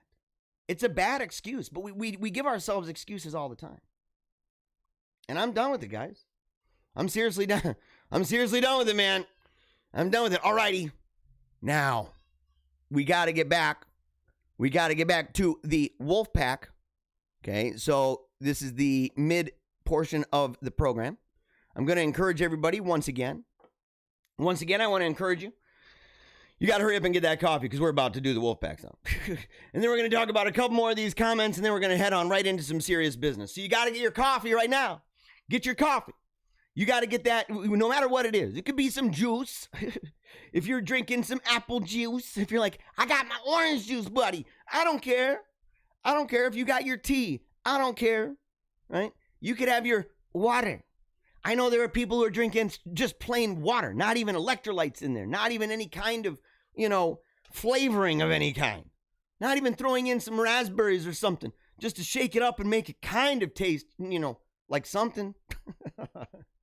They're just drinking straight water. That's actually really healthy. I don't want to dog them because they're probably doing really well. They're probably the people. In fact, I know a couple of them, and I look at their physique and I look at mine. And I'm like, well, what am I going to do? I can't complain. Can't complain, man. Not at all. So, they're doing really well. They're doing really well for themselves. So you have to get your coffee. You got to get whatever it is. Doesn't matter. Food, drink, Doesn't matter. Raise it high. You have to raise it high to the sky because today is the day that the Lord has made. And here at Paleocrat Diaries, we are rejoicing and we are glad in it every single weekday. And on the weekends, we just don't record it. And on the weekends, we just don't record it. Sometimes we do, but most of the time we don't. I get to take off every once in a while. I have to, man. I have to be able to take off. I have to be able to have my own time and say, I'll leave the wolf pack. We're just going to lounge, man. We're going to lounge. We'll have people on the watch throughout the weekend, giving us stuff. But every single day, we are rejoicing. We are glad in it because we opened our eyes to an amazing place, a place not of our design, but one where we can participate, and one where inevitably we already have before we even know it, because we were babies, and babies have an impact on the world around it. And so before we even realized that we were a thing, we were already having an impact on the world that we were only recently beginning to see, even before we even came out of the womb. And we'll have that impact increasingly so as time goes along. And it's a great honor, and it's a great responsibility, an enormous amount of power, in fact, for each and every one of us, even those who listen to the show, who are along the lines of what we call the Johnny Q's and the Sally Sue's of flyover country, the Main Street people with the mom and pop shops, those who have to go to work every day and say, another day, another dollar, who may have gone to school for a dream job only to realize that sometimes it doesn't always play out that way. And no matter what, no matter where they are, no matter how many hard things are coming down on them and bearing down upon them, no matter what, they resolve to never give up, to keep on smiling, and to remember death. To remember that they are going to die, that they are mortal. They're in the flesh, that they are mortal. And that insofar as this world is concerned, they are on limited time. And so they need to give it their best and give it their all every moment of every day. And they do it. And they do it by howling at the sun. They do it by howling at heaven, rattling the chains of heaven. They do it all the time. And they do it on the show. And so get that glass high, guys. We're going to do this right now because it is time for the Wolfpack song. Here we go. I love our little dancer. Yeah. Part of the Wolfpack. If you've got a video, send it to us. We'll add it to this list. Ow! We're going to give it everything we got, everybody. Raise it high. Let the world know. Here we go.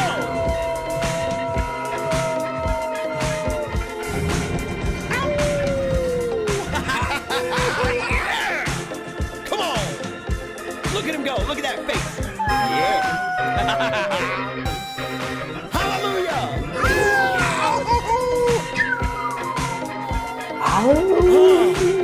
I love you, Jesus. I love you, Wolfpack. Give it everything you got. Nothing is going to stop you.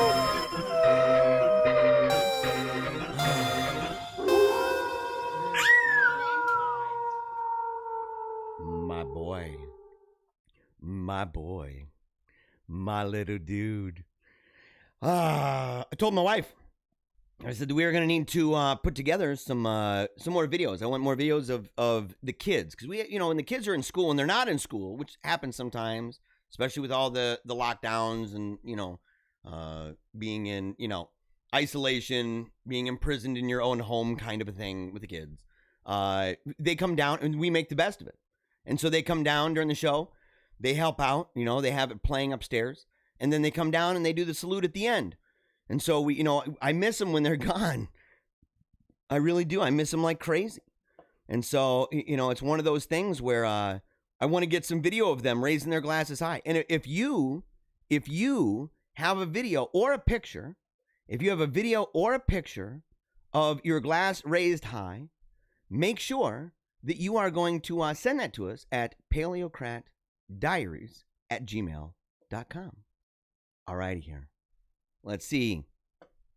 In the comments, time to bust out the old Wheels of Steel, brother. Get a little DJ Clayco, Rona, and Rappin' Jeremiah. Oh, yeah. We got to do it, man. I'm excited to be on your show, by the way. I'm excited to be on your show, man. We're gonna do it. I'll announce it to the Wolfpack here. I'll announce it when we're gonna make that happen. action going on to take us into the noon old school hour. It's true. We got to do it, man. We got to get some music. Yeah. I'm down with making music. I made the Wolfpack song. I made the song at the end of the show. So the song that plays at the very, very end with the credits and stuff. I have probably 20 different songs. I should blend more of them in. But the Wolfpack song, it's just one of these things. It's actually what it's called. And it originally started as Wolfgang song, because that's the name of my son. So my son's name is Wolfgang. And it just, we were jamming out to it upstairs, and I was like, man, just the intensity, and when that little noise comes in, and it's like supercharged, It's like playing Mario Kart and hit one of those arrows, and you're just flying. It's like, dude, I love it. I love just straight to the dome with that coffee, right there in that time. It's just great. Let's see. Sample of Together spoof show filmed in Canada. The boys were all teens. Obviously, Kevin was not 18. He was a spoof. Yeah, okay. I got you. I know what this is here. Let's see. San Francisco hippies came to Oregon. There's even a North Cali town called Weed. What? There's a North Cali town called Weed. Dude, what's wrong? It's not as bad. I mean, we did a show where we talked about what was it, the 10 worst? Was that what it was? The 10 worst? Let's get back over this ticker. Right? I want to do this one instead. The 10 worst named cities. And what was that, man? What was the worst one? It wasn't swastika, which I thought was crazy. I'm like, oh, give me a break, dude. Swastika is definitely, you tell anybody that you're living in swastika. Oh, jeez, come on. It ain't like North Pole. I have a friend, a lady that I was dating for a little bit. And we would write letters to each other because we were in school together. But then she, during break, she ended up going back where she was from. She's from Alaska. And she lived in the North Pole. She lived in North Pole, Alaska. And it was like Candy Cane Lane or some crap. I felt really awkward writing it out on an envelope. I'm like, oh, is this serious? It's kind of sexy, but I mean, come on. I mean, living on Candy Cane Lane. I mean, that's sexy. That's what I'm saying. And her living there, that was good. It was good. Not gonna lie. Okay, running late, but I made it. Good morning, Shirley. You made it just in time. You made it in time to see yourself, by the way, in that video. And that's the thing. Somebody in the comment section, Shirley, she's a regular. She's one of those. This is kind of like the diner in town. People come in. You see a lot. You see a lot of recurring names, which is good. I'm grateful for that. It shows that people really enjoy. They not only come in one time, and you'll see sometimes, they might come in once every week, 2 times every week, and sometimes, every single day. And so you can see it. But I'm glad to see returning visitors who return, right? People who comment, people who enjoy the show, people who like the level of engagement that takes place in the show. Yeah, Siegfried and Roy. Didn't I say Sigmund and Roy? Siegfried. What did I say, man? Oh, man. Sigmund and Roy. I said Sigmund and Freud first. Siegfried and Roy. Oh, my gosh. Yes, man. And yeah, Steve Irwin. Gertz. Lurkin. Yeah. Good day, mate. Yes. Top of the morning. Top of the morning to you, sir. Oh, man. Think we're going to need a bigger boat. When animals revolt, nature strikes back. Is that serious? Is that a real thing? Shot on location. Oh, man, yeah. Unbelievable. Let's see. Eat real food and move those bones. Ow! You got to do it. You've got to do it. You have to move around. And if you're going to do the diet that Clay is on, the Diet Mountain Dew, if you're going to do that, this guy's kind of buff, though. That's the thing. Are you lifting, Clay? What are you lifting, man? Are you out there like one of those strongman dudes going around picking up big boulders and stuff? You're pretty buff, man. You're pretty buff guy. Oh, man. Let's see. Filtered water, pinch of sea salt, pinch of cream of tartar. Cream of tartar in water? That doesn't sound right, dude. What is cream of tartar? What the heck? A pinch of it? How do you do a pinch of cream? And I can just imagine Like a little, reach into a cream, saying, oh, just a pinch of this, and then you let go and it's still stuck on your fingers. And you're like, oh, hold on. You put your fingers in the water? What are you talking about, man?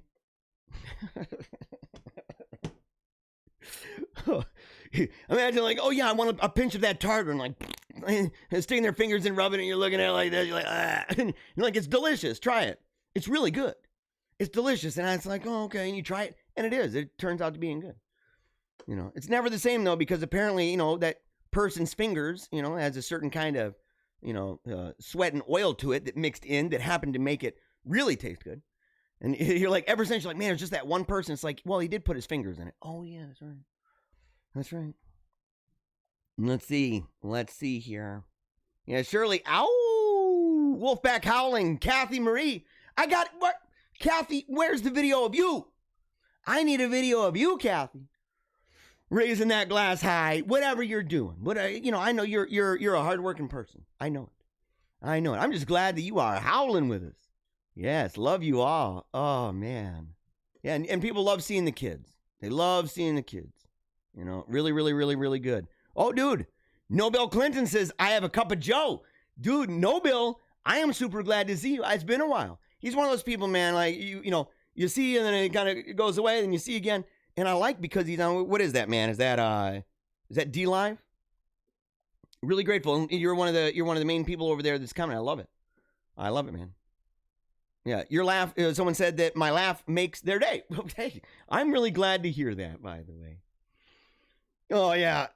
Kathy says, it's not a cream, it's an herb. Okay, do they call it that? Do they call it, you know, a cream of tartar, but it's actually an herb? It's just, why would they do that? All the ladies are correcting me. Oh, my gosh. They're like, it's not a cream. Is it creme? Creme of tartar? I don't know if you're kidding.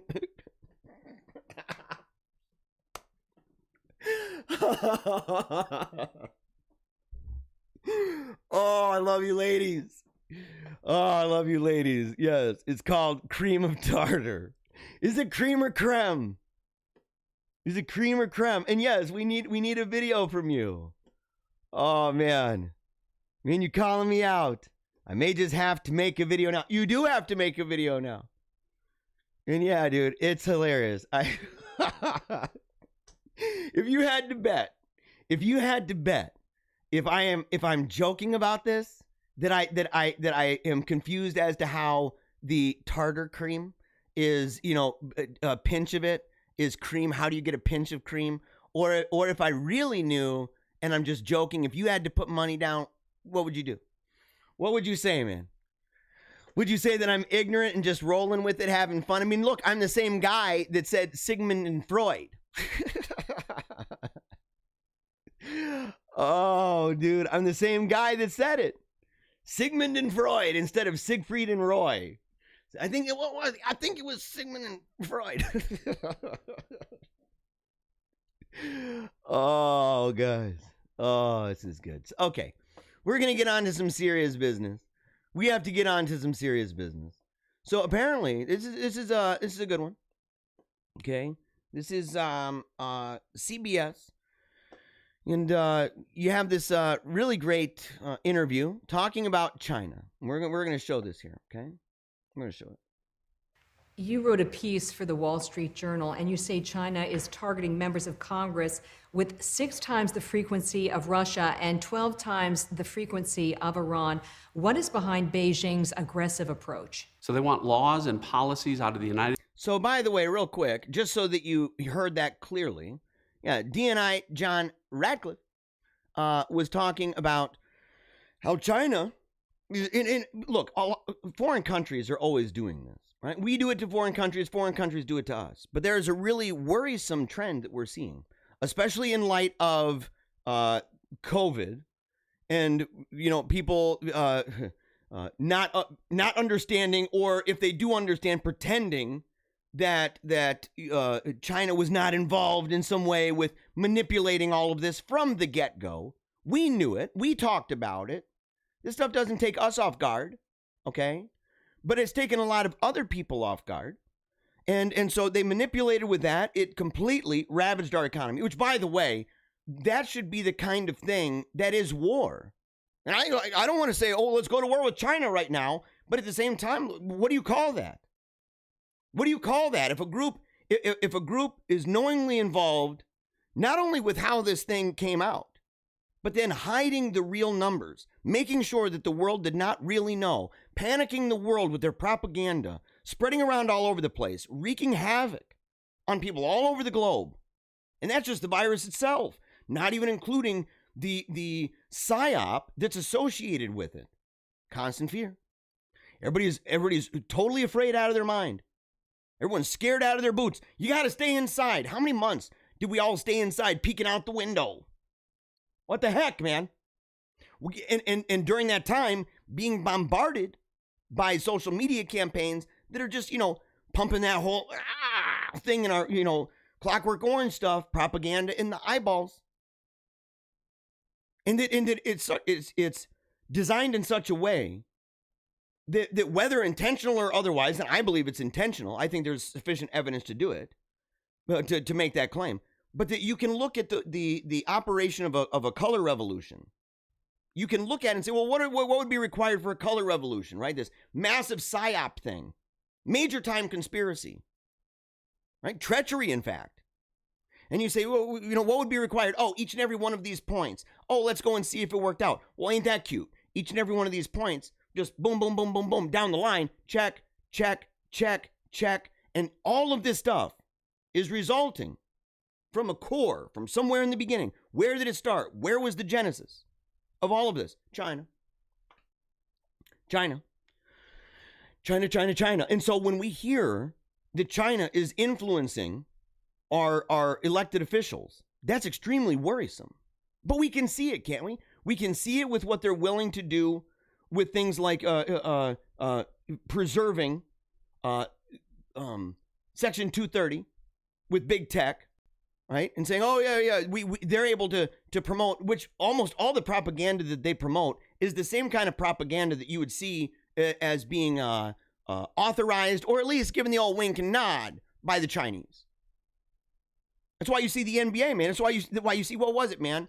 Was it, oh my gosh, what was it? The shirts that you couldn't make. There were shirts that you could not make. Was it Taiwan? What was it, man? You couldn't make, because you can customize jerseys, but there were certain ones you simply couldn't do. And lo and behold, each and every one of those things that you could not do from the United States, was stuff that was connected to China. And all these corporations that are allowed to stay open during the lockdown. All these corporations, just an overwhelming number of items that they have for sale, right? For example, you go into Walmart, for example. What is it? 98% of the stuff that you're going to get in Walmart is like Chinese made. So you go, it's through the roof. It's through the roof. All these places are connected in so many ways to China. And yet those ones are the ones that are able to be allowed to stay open. And the messages that they give us are the ones that are okayed by them. It's unbelievable. And even sports. That's the thing. Even sports. What they're willing to say or not say. What they're willing to support and not support. And if they ever get in trouble with China, they end up taking a knee every single time. It's a powerful campaign, by the way. It's a powerful campaign. It's very effective. And in fact, they've written books about it. They've written books on how to do it. What is it? There's one, I need to read it. I just need to buy it. Talking about basically, how do you topple America, basically? How do you topple it without ever having to shoot a bullet? Without ever having to have a missile? How do you do it? By some of their top military leaders and strategists in China. They wrote this. And they're confident they're going to happen by 2030. It's unsurprising. United States that are favorable to China. And what they're really trying to do is, through blackmail, through bribery, through overt and covert influence, trying to make sure that only laws that are favorable to China are passed. Have you been to Capitol Hill, and have you briefed this threat information to lawmakers? I was so troubled by what I saw from the position as the Director of National Intelligence that I went and briefed both the House and Senate Intelligence Committees on this information, which they found surprising and troubling. Yes. So we found it surprising and troubling. But see, here's the thing. You're gonna go to these people and they're gonna be like, oh my gosh, that's really terrible. That sounds really bad. And all the while, they're in the pocket. So you're going and you're telling people who themselves are probably in the pocket. It's unbelievable. And people don't get how money works in politics. They don't understand it. They don't understand it, the kind of long game a lot of these guys are willing to do. They don't understand it. People don't understand how easy it would be to bribe politicians now. And in fairness, how easy it might be to bribe you. You get a big enough superpower with enough information from your search habits on your phone. Just think about it for a second. Just think about it. I've thought about it myself and said, man, what could people go if they went back and said, well, we've got your search history for years and years of time. And they can do targeted searches in that. What could they drum up that you'd be really embarrassed of? And you'd have to make a decision and say, boy, if I remain with my convictions and don't play ball, I'm out of power. And I lose all of the glitz and the glamour. I lose it all. Not only that, but and then to convince oneself to say, oh, but I also lose the ability to make real change. It's a terrible bargain. Not much of a bargain when you're under duress. But the thing is people do it all the time. A lot of the people you see on TV with smiling faces, all make-upped up and everything. Faces that obviously had braces, you got nice teeth and all that, and smiling for the camera and all that. And they seem like they're really sincere and really, really legit people. A lot of times the stuff that goes on behind the scenes, it's monstrous. And you'd never know it. You'd never know it. In the comments, somebody's asking about the Smith-Mundt changes during the past 4 years. We've talked about it.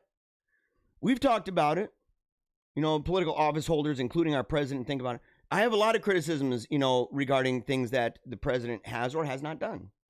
And I'm a huge supporter. I'm sporting the hat, man. I ain't doing it to make friends. Let's put it that way. I believe in the message. I believe in making America great. I believe in that. I believe in nationalist populism. Populist nationalism. I believe in it. I believe in American economics. I believe in Christ the King. I believe in personal freedom. But I also believe in these intermediate groups, organizations, institutions. But there's a lot of criticisms, man. Maybe we'll talk about that. If not today, I'll touch on that on the next show. I appreciate you bringing stuff up about that. There is zero evidence of voter fraud. Here's a video showing ballots being snuck in after inspectors were kicked out. That's not evidence. How is this not in the funny part? What? How is this not in the funny part of the show? What the heck, man? Yeah, that's not evidence. I'm a robot. Ah. We dealt with this yesterday. In fact, a friend of mine brought it up. I was waiting for evidence. And I'm like, dude, my hair was on fire. And I'm sitting there thinking, man, every single day. Every day I'm showing evidence. Every day. Not a little bit. Every day. And in fact, so much that the show has gone from being 10 to noon until like 10 to 1, 1:15, 1:30. Just boom, boom, boom, boom, boom. Evidence upon evidence upon evidence upon evidence. And to have anybody sit there and go, that's not evidence. Or I don't see it. It drives me nuts, man. Guy's lucky he's my friend. And by friend, I'm serious, man. He's like a real friend. Like not one of those. It's like, well, I kind of know the guy. No. This is a real friend. Been through thick and thin. Supported me for many years. We have differences of opinion. I'm startled by this, though. I'm startled by the willful blindness. I love that guy. I love that guy. We'd have that same debate over beer, Who actually believes this BS story? This is over Christina Layla. Joe Biden explains how he broke his foot in an interview with CNN. Did you see this? I have not seen it yet. I haven't seen it. So this is like one of those, where you're like, okay, well, I get to see it in real time. So we'll get to look at this and make a decision in real time. And see, Joe Biden supposedly slipped and fractured his foot while playing with his German Shepherd named Major on Saturday. But he hid it from the media for a full 24 hours. Joe Biden's team also tried to block the media by maneuvering a press van so that reporters and photographers couldn't see Biden as he entered the orthopedic office last weekend. Why, by the way, why would you do that? Why would you do that? What's the point of that? You know?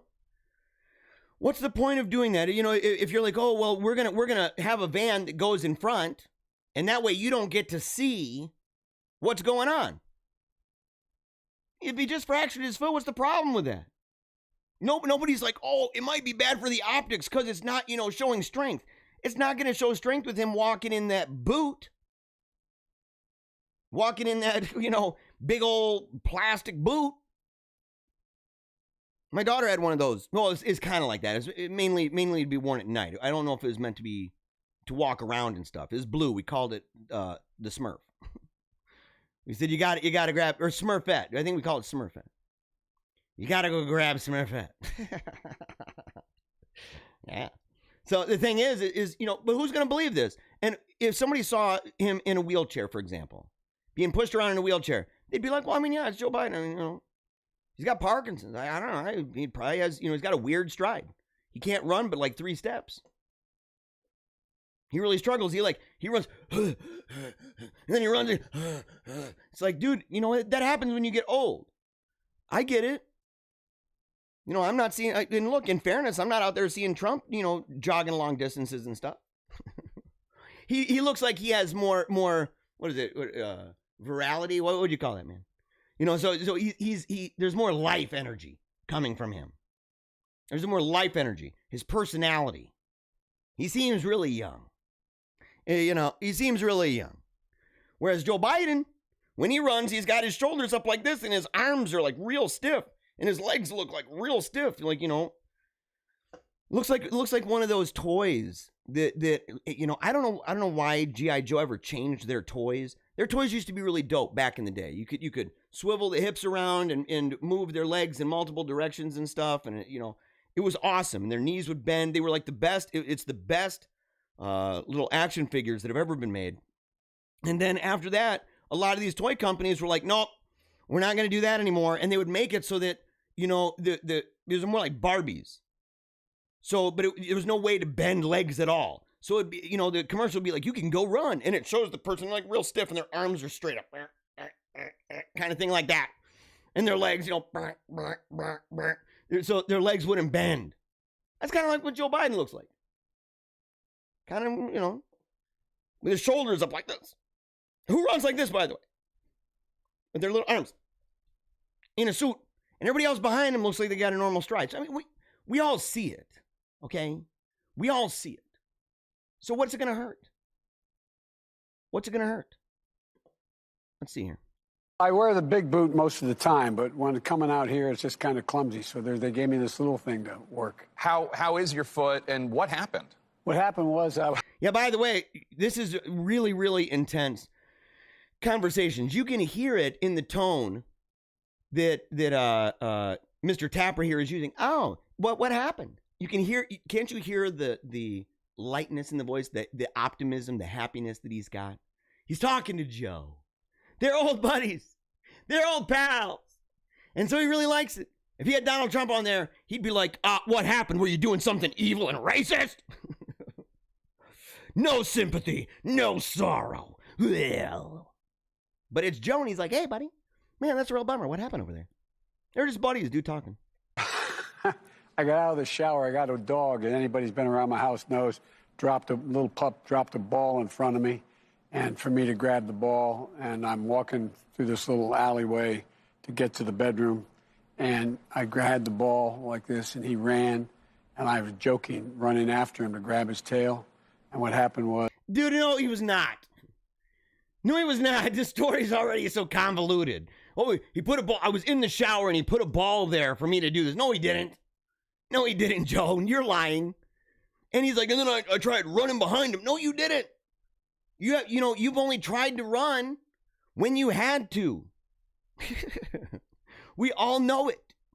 We all know that you've only tried to run when you were like being made fun of for having low energy, that you had no energy at all, no charisma. Your brain was in a bazillion different directions, not necessarily the fault of your own.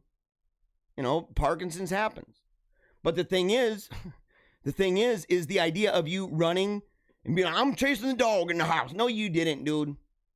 Was that he slid on a throw rug, and I tripped on the rug he slid on. That's what happened. Oh, man. Not very exciting story. No. Not very exciting story. One I made up before I got here. I don't know. He looks like maybe he tried a little bit of that. His face, though. Like, what causes that? I mean, the crooked smile. What causes that? The eyes like this. Is it just getting old? Because he's starting to look like, and no offense to this guy, he's rest in peace. He's been gone for a minute, but he kind of looks like, in this picture, he kind of looks like Rocky's manager. Remember that? Mickey. Kind of looks like Mickey. Kind of, that kind of thing, the face. But in fairness, the conversation, he looks happy. He looks like this is maybe actually an embarrassing story. Maybe it's true. Don't know. What do you guys think? What do you think about that? Let's see. Oh, this is something we don't even have to speculate on. Huge video footage from Georgia shows suitcases filled with ballots being pulled from under table after the supervisor told GOP poll workers to leave the tabulation center. Again, this is the thing. We're going to show this video. You're going to see it. Maybe you already have. Maybe you haven't. But you're going to see this video. And imagine if it was in reverse. Again, because I know people are like, didn't somebody from Georgia say this is normal procedure? Maybe it is. Maybe it's normal for the Democrats to have ballots underneath tables and to tell everybody to go home and act like they're going home for the night. And then without any supervision, without anybody watching, a whole bunch of Democrats pull the stuff out and end up lining it up and just count for hours. After everybody's gone, after they say we're going to come back in the morning, maybe that is normal. In fact, that's kind of one of the things we've been worried about, is in fact that this is quite normal. We're going to watch it here. So according to the witnesses, the Republican observers, there is a lady who has blonde braids who comes out to announce we're going to stop counting. Everyone go home. And in fact, we see that. What happens is everyone clears out, including the Republican observers and the press, but 4 people stay behind and continue counting and tabulating well into the night from that point, which is going to be about 10:25 when they all clear out, or 10:30. And they will continue counting unobserved, unsupervised, not in public view, as your statute requires, until about 1 in the morning. The reason we know this is because when our Republican observers were forced to leave, they went to the Central Tabulation Center, and they got word from a news crew that, in fact, counting had continued. They have information that not everybody left according to plan, and some people stayed behind. So this shocked them, so they returned back to State Farm Arena at about 1 o'clock in the morning, where they confirmed that, in fact, people had just left State Farm Arena in contravention of what they had been told by the supervisors who are running this operation. Yeah. Yes. And I thought that I had this thing turned off here. I did not have it turned off. I was on the wrong screen. Yeah, because I would... Well, yeah, that's a bad one for that. Sorry about that, guys. And that way you weren't able to see... I don't know if you were able to see the entire video. I apologize for that.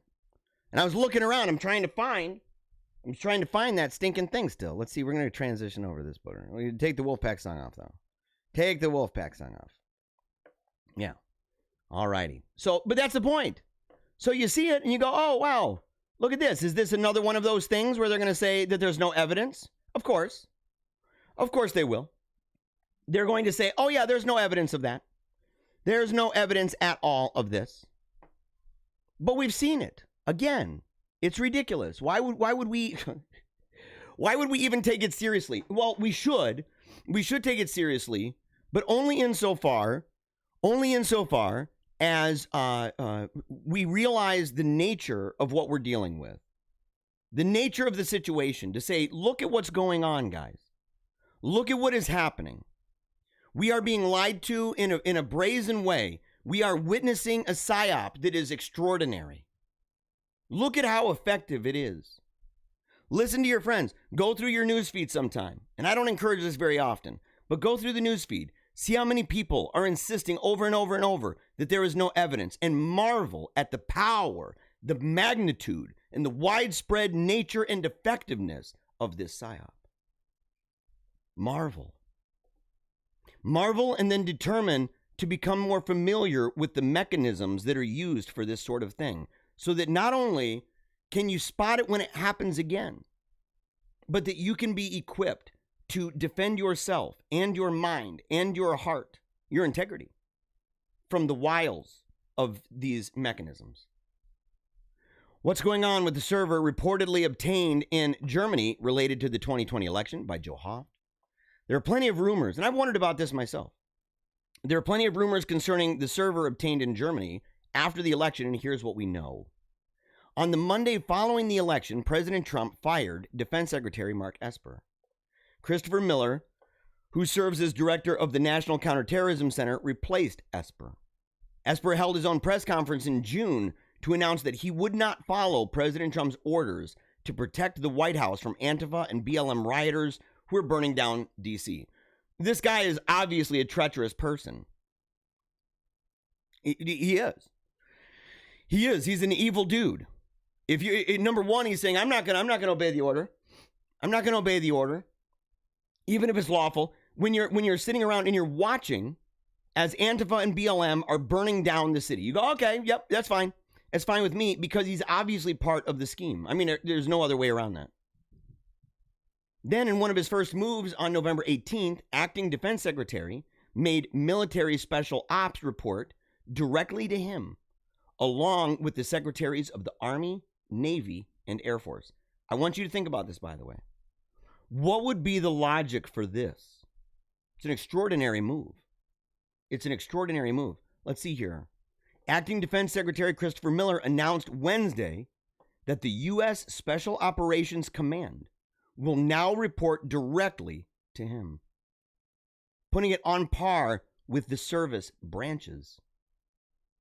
At about the same time on November 16th, we heard from Representative Gomert that people on the ground in Germany report that Seidel, which hosted elections data improperly through Spain, was raided by a large U.S. Army force and their servers were seized in Frankfurt.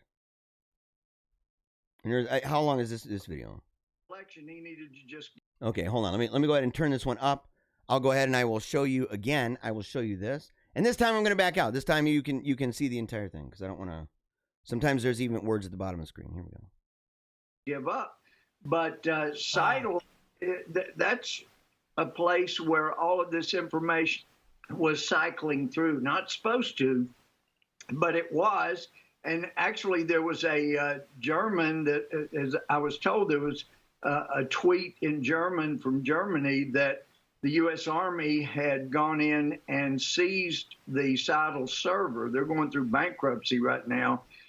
So there's all kinds of games being played. And I had suggested that the president might get information from Seidel, and the next day before, and I sent him specifics that he needed to get that would show a lot of fraud.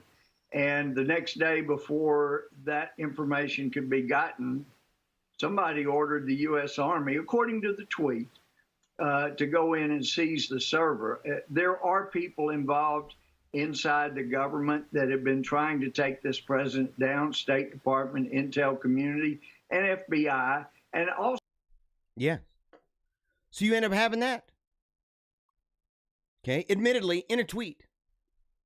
But we later posted, Gateway Pundit, more information that we received from one of our sources on this raid in Germany. And from the source, it said, once they determined that this Dominion server was involved in switching votes, the intelligence community began a search for the server and discovered that the server was in Germany. In order to get access to that server and have it available for use in a legal manner, they had to have the State Department work in tandem with the Department of Justice. They had to request that the government of Germany cooperate in allowing the seizure of the server. The U.S. military was not in the lead, but this helps explain why Esper was fired and Miller and Kash Patel were put in place so that the military would not interfere with the operation in any way. By getting a hold of the server, they're now going to have the direct evidence of when they were instructed to stop counting. They will also discover who gave the direction to stop counting and who initiated the algorithm that started switching votes. The CIA was completely excluded from this operation. That would be huge, by the way. That'd be huge, by the way. And this is the kind of thing that would come out, of course, with Sidney Powell. A short time later, Sidney Powell commented on the server, but she didn't know who it was who captured the machines. But by the 21st of November, the excellent reporter at Newsmax, Emerald Robinson, tweeted that she did hear that a piece of hardware had been secured in Germany. You can see it right there. You can see the tweet. Breaking, a national security source confirms to me that a piece of hardware has been secured from Germany. Then on Tuesday, and you can see the timeline here. It's brilliantly constructed. Look at this timeline. On Tuesday in Arizona, we heard that the U.S. has the traffic and packets sent overseas during the 2020 election. It was Colonel Waldron. Also shared in Arizona that there were hundreds looking into the Dominion system. Related to the capture of the server in Germany, there have been a lot of rumors about the whereabouts of CIA Director Haspel and a gunfight that broke out during the raid. Where is Haspel, by the way? That's one of those people that should have never been in that place, ever.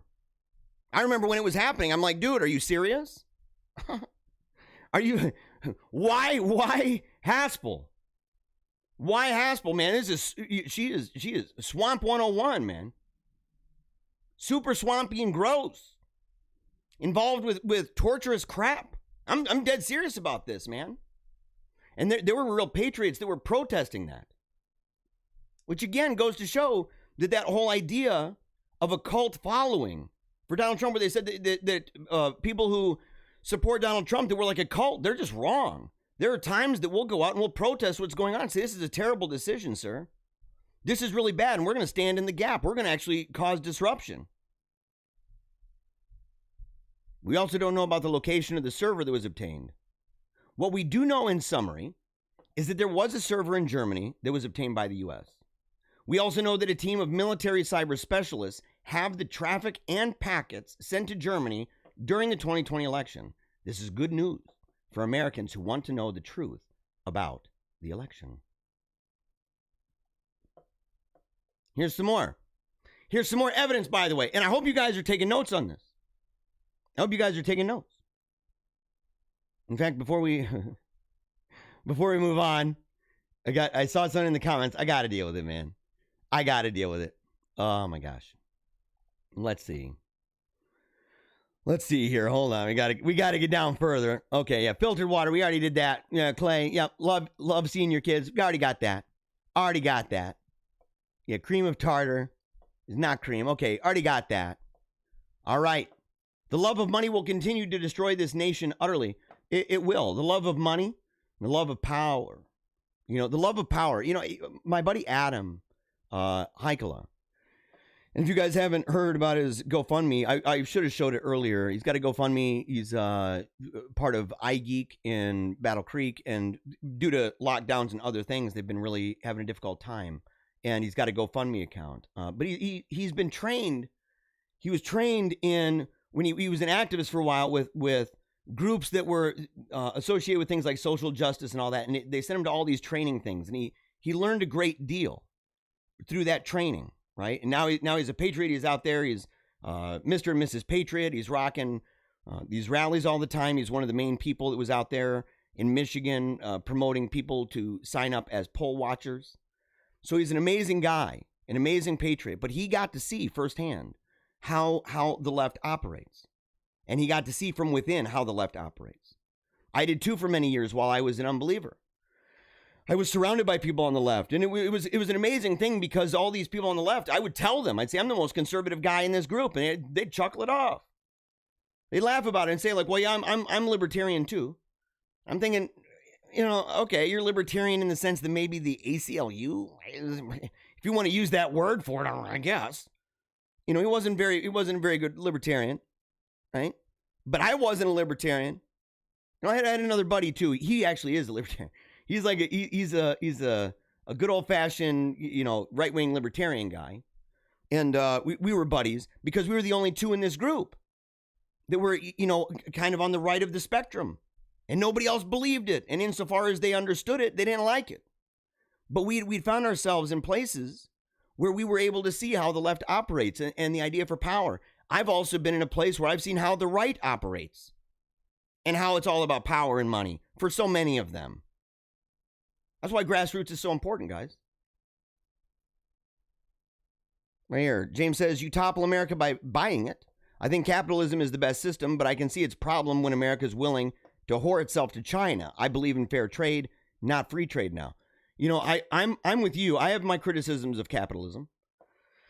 But the American experiment is a wonderful thing. It is. It's a wonderful thing. The system of free markets is a wonderful thing. The idea of trade, right, and being able to trade with groups, foreign countries, things like that, wonderful thing. And it's made much easier, of course, by travel, by transportation, stuff like that. You know, planes and trains and automobiles, all that jazz, boats. So it's made it a lot easier. But we're also in a place too where it's easy for foreign governments to rig the system and for our leaders to allow it to happen. And they did it. I mean, you know, I've said before. I said it in the speech, my first speech that I did at the rally, you know, it'd be a month ago now, in Lansing at the Stop the Steal rally, to sit there and say, you know, remember that sucking sound that Ross Perot prophesied. We all heard it. But the thing is, the elite, they didn't care. One person says, this is a plandemic. This is the global corporate overthrow of the United States government and the American Constitution. Fascist, communist hybrid. Communitarianism. It's a global wet dream. The traitors within our country are a much more fearful enemies than those without. And I agree. And that's why when we talk about this, there's going to get a point where the more that this kind of thing comes out, and the more complicity that these leaders, the more we discover about it, you're going to see increased amounts of conversation about the word treason. It's a frightening thing. It's a frightening thing because when you get, and I predicted we're already at this level. We've been here for a long time. A cold civil war is now boiling hot. It's not cold anymore. We have people in high positions of power that are talking about it. Unbelievable. But this is what it is. And when we begin to see this, they talked about it yesterday. I tuned into the show Bamboozled. It was really good, by the way. It was really, really good. And the YouTube channel, I wish that I remembered the name of the YouTube channel. If you're in the comments and you know what that is, because it's a right-wing show, video show, live show. I was in the comments a number of times. You could see they highlighted the comment. I don't know if they're using StreamYard or what they're doing, but it was a nice setup. There was 3 of them on the show, really, really good. But that was one of the conversations that they were having was conversing about what does it mean to commit treason. It's where we are. Another comment right here. Next time they'll pick up a building without cameras or make sure that the camera custodians are in on the fraud. And this is the point, man. I've said this, that one of the reasons why it's funny that people say there's no evidence is that they are imagining that we aren't in a world where technology has completely surrounded all of us in such a way that whether it was the intention or not, right? Like in the case of a security camera, the security camera is put in there so that you don't have people, stealing and meaning that, people breaking in at night. If somebody comes in and they break in at night, or camera phones, that when camera phones first started coming around, most people aren't using them to monitor things like a citizen journalist would, or an activist would to monitor a situation. And so we find all these other reasons to incorporate these technologies. And then when people engage, not we, when the bad guys engage in this kind of a conversation or this kind of a activity, all of a sudden it's like, oh my gosh, that's right. There are cameras up there. We made sure to get rid of all the people. So the camera known as the eyeball is gone. That's gone. But there's another eye up high. And that is recording something that can be replayed. And it's much more difficult. You know, if you record with the camera of the eye, for one, there's a lot of issues with eyewitness testimony. That's just a verified fact. In fact, there's a really great video where you have to count. I said I would do it sometime on the show. Maybe not today. I don't want to take time and look it up. But there's a test that's done where you have to count how many times a ball is being passed amongst these basketball players, and you have to count the number. And there's something interesting about it. You got to, and a lot of people don't get it right, and they swear up and down, yeah, and it's right and wrong at the same time. And I don't want to reveal too much because I want to do this test and actually have it done where people on the show can watch it and they can see themselves. Okay, but we know that eyewitness testimony, the camera of the eye, and how it's translated and stored and remembered in the brain can sometimes be a little bit unreliable. It's true. But yet, so they bank on that. And it turns into a he said, she said. But it's a hard he said, she said when you've got a camera rolling and it's recording and you can just go back and play it on loop for everybody to see. It's not stuck in a brain. It's in, it's in a computer. It's on a TV screen. And they didn't understand it.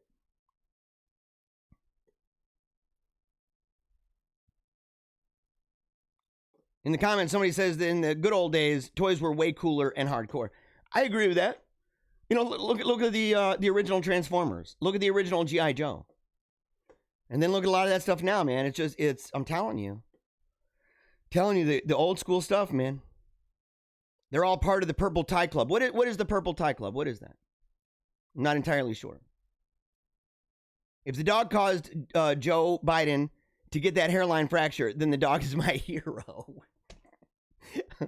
The dog's maybe on our side, guys. When I saw that it was a German Shepherd, I thought, wait a second. And in fact, isn't it weird? We talked about a German Shepherd in Canada that came over to the United States, and it was a good guy, remember? We said that the German Shepherd was a good guy, that he's on our side. He's giving us information about Canada and the Great Reset and all that. Wasn't that dog's name also the same as Joe Biden's dog? What's going on with that, guys? What is going on there? Let's see. Yeah, it's lucky that Joe Biden remembered the story that he made up, eh? Are you Canadian? Are you Canadian, no, Bill? Yeah, I used to do the A thing for a minute. It's catchy. When you go to school in Canada, I went to school in Vancouver. It's catchy. I never said again, and I never said dollar or God. Never did that. Never. And I don't know if this is true of everybody in Canada, but there were people who when they would talk about a semi-truck, they'd say semi-truck. They would say, yeah, it's a semi-truck. And the weirdest one to me wasn't even the pronunciation. Well, it was pronunciation, but it was more on which part of a string of words that were stressed. And it was peanut butter. Would you like a peanut butter and jelly sandwich?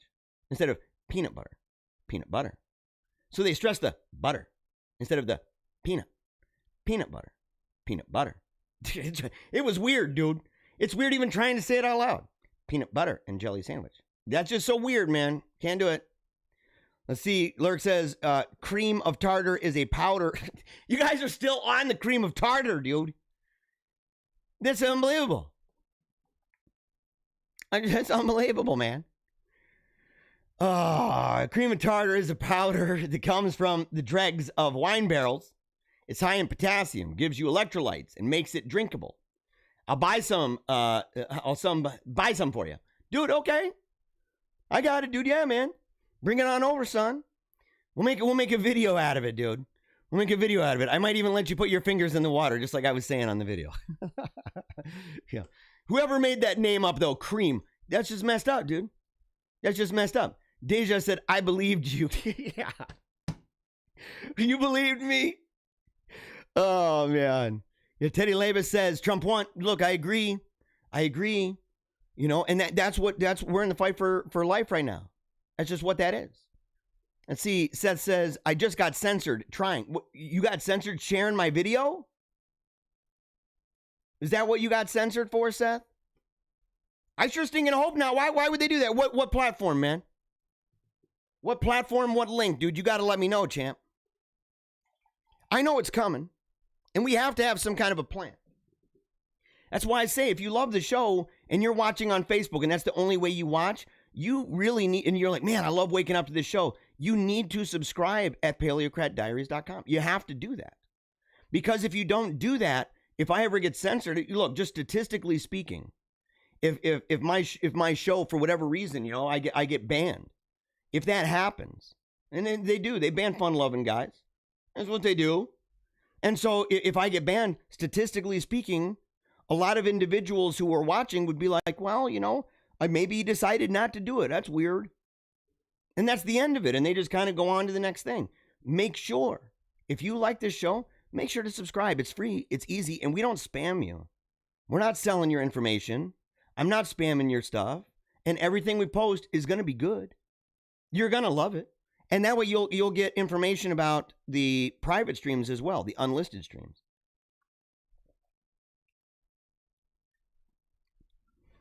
Deja said, I completely disagree with you on most things, but I love you, and that's why I'm here. Good vibes.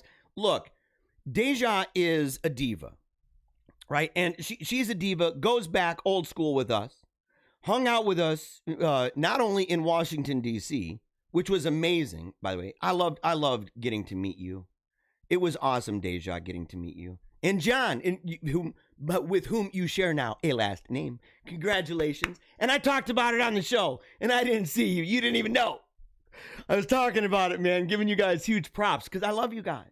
And then you were there for us after our daughter died. You were there for us when we went down to North Carolina, which was a great time. And I miss everybody, by the way. I miss everybody. But Deja is a great example of someone who, same thing with my buddy Dylan. Although Dylan doesn't always tune in. He doesn't like the fast-paced now this nature of the show. I think it's a medium thing too. Because he used to listen to me when I was on AM/FM radio. It is different. And he liked my original stuff on AM/FM radio. And I feel like this is much like that. The difference is that there's a screen and you're seeing stuff. And so I play into that a little bit by sharing stuff. And also that I share, you know, viral stories and cute memes and stuff like that. Sometimes gross, sometimes terrifying, like spiders. Share that. But Dylan and Deja, there's some great examples of people who not only just, yes, of people, because they can disagree, and they do. And we have deep conversations, disagreements, right, on really serious matters. And yet, friendship transcends that. And we say, look, we are friends first. You know, and there's ties that bind. And it's just, she's a great example. I really hope. Yeah, and she said, I know you did, I missed it. She said, and Sammy inspired me, and I loved that girl. She's talking about my daughter. Team Tiny Dancer forever. # Team Tiny Dancer forever. Yeah, Deja, I love you. I do. I mean that. And I don't throw that around like lemon drops and lollipops. Okay, I don't. You know, I say, you know, I love you guys, that kind of thing. I'm saying, I love you, Deja. I love you. You know what? You've heard it on phone. I've told you. You've heard it face to face. I've told you. You're amazing. And yes, James, you're amazing. You say, how can anyone disagree with Jeremiah? Oh, boy. It happens, man. I don't know how it happens. Makes no sense to me. I'm, you know, truth bombs left and right. Blam, blam, blam. Every day, son. Every single day. I had somebody yesterday, man. They were like, you know, if you can figure out a way to bottle that Catholic energy you've got on your show, I'd like to buy a 6-pack. And he says, to start with. Oh, boy. Yeah, you know, you got to be pumped, man. You got to be yourself. And you got to give your best, man. But yeah, I don't know how people can disagree with me. The arguments are powerful. And powerfully delivered, man. Powerfully delivered. 2 scoops every single morning of truth bombs. That's the way it works. All right. Nobel says, God bless you all. God bless America. Godspeed. Jeremiah, good day. Dude, amen. Very, very grateful for you showing up. And grateful for the comments, man. Very grateful. Deja says, Jeremiah helped me with my spirituality issues. Hey, I do that sometimes. People call and they, they're kind of in a place with things and people feel like they can reach out to me because the truth is, and people, certain individuals know this more than others. A lot of people tuning in. There are many, in fact, tune in who they've known me since I was a kid. I mean, and they've just followed my work and they love it and stuff. But I have some people who they've gotten to know me over the years and a lot of people who don't tune in either. I mean, they're just people who on a personal level that whenever they go through something, they feel that they can reach out to me because they know, and Deja can attest to this. She's had conversations with me, right? Lurt Gertz has had conversations. Kathy, Adam and Bethany. There are people in the comments, even just as an example in the comments, that have talked to me and they can tell you that the guy that I am in real life, that it's like this. I'm a normal guy, right? Having normal conversations, heartfelt, listening, right? Maybe talking a lot still, but listening, trying to understand where people are coming from, trying to be there for them. And I'm not always the, screaming into the mics and acting goofy and zany and all of that. That's part of what I do here.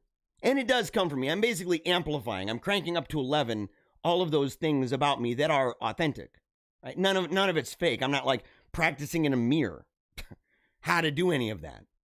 But at the same time, I don't need it cranked up to 11 when I'm having a heart-to-heart. The heart has to be cranked up to 11. The listening has to be cranked up to an 11. But real conversations. And I've invited people, man. I've said, look, if you're going through stuff in your life and you need somebody to listen, you need somebody who is actually going to care for real, I encourage you actually reach out to me. My contact information is on the website. In fact, so much of it that even my phone number. We got to take it down. Limited time only, man, that phone number. I don't know why that thing's there. Don't know why that's there. But if you need somebody to talk to, I'm being really serious about this. This is the authentic moment, man, with the people. I'm being really serious about this. If you need somebody to talk to, take Deja's word for it. Take other people in the comments' word for it. I'll listen to you, man. I'll listen to you, lady. Email me too. A lot of people have been doing that.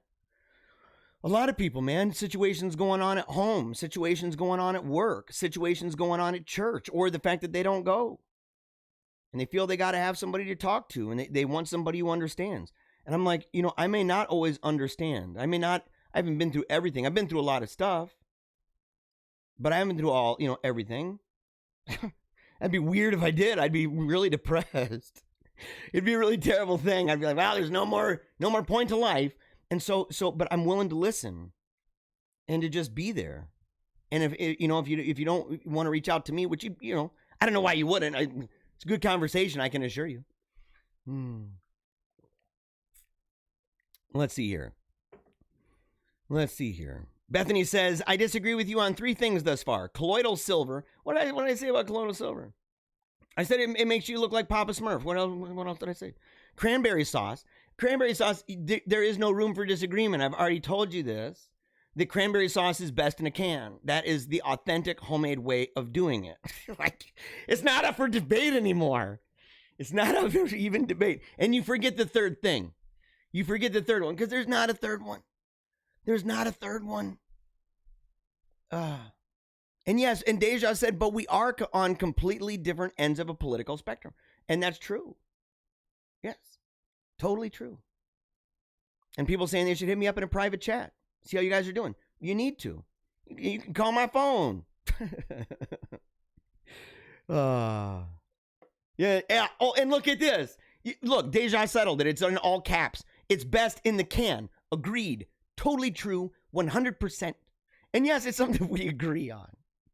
It is something that we agree on. Oh my gosh. Okay. So let's see here.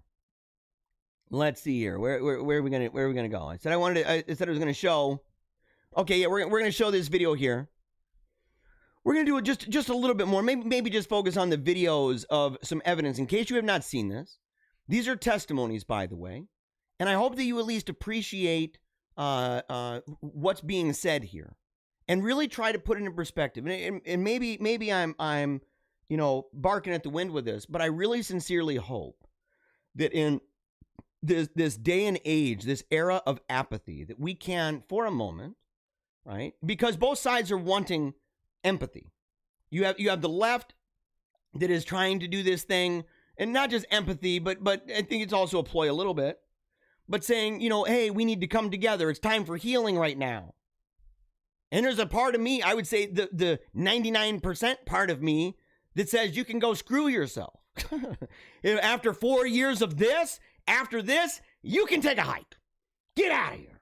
I don't need that crap. At the same time, I am a person who would like to see healing of our nation. I am a person who believes that with all the risk and cost analysis involved, it is better that we work together than that we hate each other.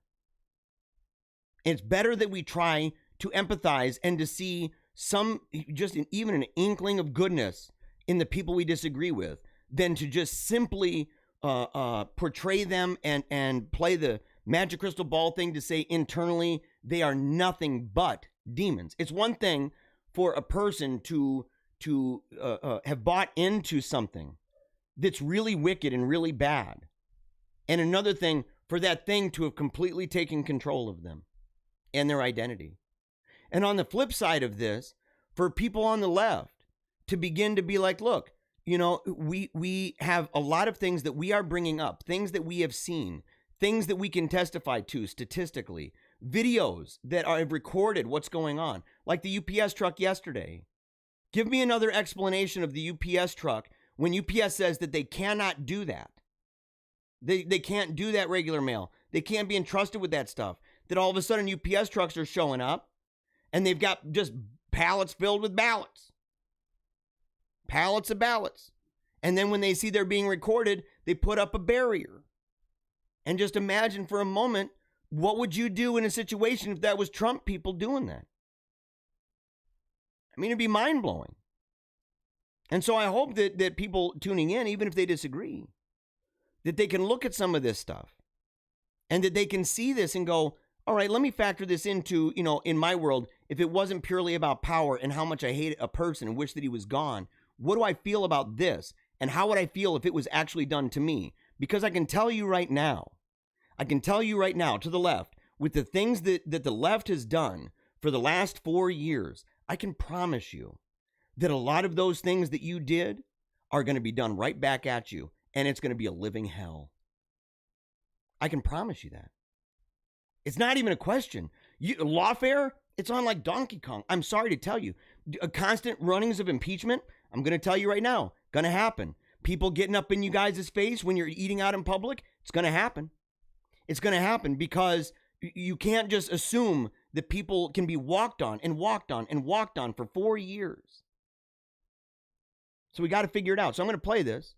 It's 2 minutes, but this is great. I got a couple other ones, and then we're going to move on to different topics, guys. And again, if you love the show, make sure to share it. Make sure to subscribe, because you never know how long this is going to be here. I think this is a huggable, lovable show. I'm a huggable, lovable kind of guy, right? I am, big time. There's a song written about me. There's these two little guys, Crisscross. Crisscross wrote that song. Yeah, Mac Daddy Make You Jump, okay? Like, totally. They made that song, and it was about me. But the thing is, YouTube and the robots on YouTube, and the robots that are running Facebook, and the robots on Twitter, all of these places, those robots, they don't like me. They know like yo man. And so you got to know, it's always a matter of time. It's always a matter of time. And so if you want to make sure that you never lose track of this show and never lose track of what we're doing, please subscribe. It's completely free. We don't spam you. You're not going to get a bazillion messages. And the messages you get are going to be good. I'll make sure of it. And we'll always keep you ahead of the curve. You have my word. Here we go. And going to explain to you the evidence that we have from State Farm Arena here in Fulton County, which goes to what Ray was talking about in terms of fraud or misrepresentation. We have the tape from first thing in the morning all the way past the close of the polls. What you have is essentially two Republican field organizers who were sent here to be observers. At no time were they actually permitted to observe in a meaningful way. Not at this point. This is in the morning, as you can see the daylight. They're going to get there at about 8 o'clock to watch the tabulation of absentee and military ballots.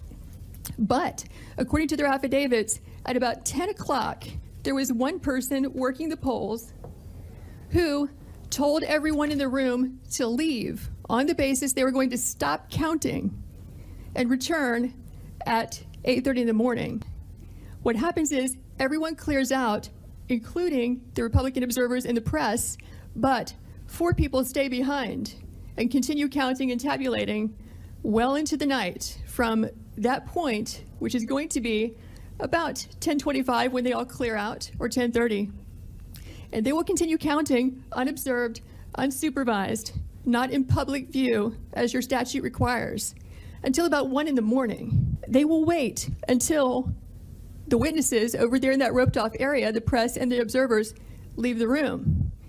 Then you'll see them move into action and begin scanning ballots. Once everyone is gone, coast is clear, they are going to pull ballots out from underneath a table. Yeah, I saw 4 suitcases come out from underneath the table. So what are these ballots doing there, separate from all the other ballots? And why are they only counting them whenever the place is cleared out with no witnesses? And so if we were to sit here for the next 2 hours, what we would see is that this operation just goes on and on and on. Yeah. It goes on and on and on. And it's super wicked. Here, hold on. Let me get back here. Organizing a little bit. All right. Always getting stuff done behind the scenes here. All right. So on and on and on. And you can see it in broad daylight. So, all right. What's this one? Wisconsin Supreme Court sends Trump's fraud case to lower court. Why this is good news for Team Trump. And you can see, the way that this plays itself out. You can see the way it plays itself out. A lot of times people will go, oh man, like I had a guy that was like, why are all the Trump cases getting thrown out? There's been like 30 of them that have been thrown out. And you're like, no, there hasn't been, because they haven't put out 30. There's like 3. They're not throwing stuff at the wall. And the ones that were thrown out because they were a lot of everyday individuals who may not have had standing. That's just part of the thing. None of them have been thrown out, including this one. Wisconsin Supreme Court on Thursday refused to hear President Donald Trump's lawsuit alleging widespread voter fraud in the state's presidential election. Here, of course, is a image. And you can see these very, very these very unnatural jumps here. Data dump giving Biden 143,379 votes at 3:42 a.m. And again, this is one of those things where, everybody's told to go home. Everybody's told that we're not going to do any more counting tonight. And then they were doing counting, and magically, it looks like that. Magically. Isn't it amazing? And you can see, I don't like how this chart's got like how much red, how much blue. If you see at the very bottom, you're talking like super, super tiny, itsy numbers. All the rest of them, look at the red. Look at the red. Look at the red. Look at the red. Look at the red. The red is dominating everywhere you go. And then you get here, and something just is really bizarre. And what it is blue. Blue, compared to itsy tiny red. And it's in the middle of the night when everybody goes home. And I can imagine a lot of people being disheartened. Kind of like they were when they found out, the campaign is, the legal team is distancing themselves or whatever from Sidney Powell. I know people who are really depressed about that. You gotta take a breath. You gotta back up for a second and go, oh, she was never actually, officially with them. And not just that, but that where she's going with these things is a different route. It's a different route. Which is good, by the way, because she has different kinds of standing, from what they're trying to do. They're dealing mainly with just a constitutional issue. The good news from this lawsuit today, from a trusted friend in the Trump circle, is that the court did not rule on merit. The case was sent back to a lower court for a ruling. In fact, this is outstanding news for Team Trump. Along with the outrageous fraud in Georgia, Arizona, Nevada, Michigan, and Pennsylvania, this is starting to turn on the Democratic Party. We're not a banana republic, guys. Not a banana republic. Here's another quick video of some of the fraud. And I want you to hear what he's saying. I want you to hear what he's saying and really just think about it. And think about the unlikely nature of this. Or think about what this means when people say there's no evidence. There's no evidence. And they say that over and over and over. You can direct them to any of the things that I've shown you. And I hope you're taking notes on this stuff, keeping a record of this stuff, because I've committed to the idea of providing over and over and over stuff that at least that argument is gone. That argument is not even worth any more time. In fact, if somebody even comes in anymore and says there's no evidence, you just don't even refer to their comment, because the thing is that this show they obviously don't watch, or if they do, they're not really paying any attention, because all of this stuff, every single bit of what I'm showing you, these are evidences, each and every one. In fact, most of them with testimony, most of them with affidavits. So here we go. 2,506 felons voted illegally in Georgia. 66,248 underage and therefore ineligible people to illegally register to vote before their 17th birthday, when the law requires 17 and a half years old. At least 2,423 individuals to vote who were not listed as registered. 1,043 individuals to cast ballots who had illegally registered to vote using a post office box. 4,926 individuals voted in Georgia who had registered to vote after their Georgia voter registration date, thereby canceling their Georgia voter registration. 10,315 or more individuals to vote who are deceased by the time of the election. 395 individuals to vote in Georgia who had cast ballots in another state, which is illegal in both states. 15,700 individuals to vote in Georgia who had filed a national change of address with the United States Postal Service prior to November 3rd, 2020. 40,279 individuals to vote who had moved across county lines at least 30 days prior to Election Day and who had failed to properly re-register to vote in their new county after moving, also in violation of Georgia law. Yes. Numbers. Each one of those are illicit. Each one of those are invalid. And sometimes in more than one state. And you can see number upon number upon number upon number. Lays it out nice and clear.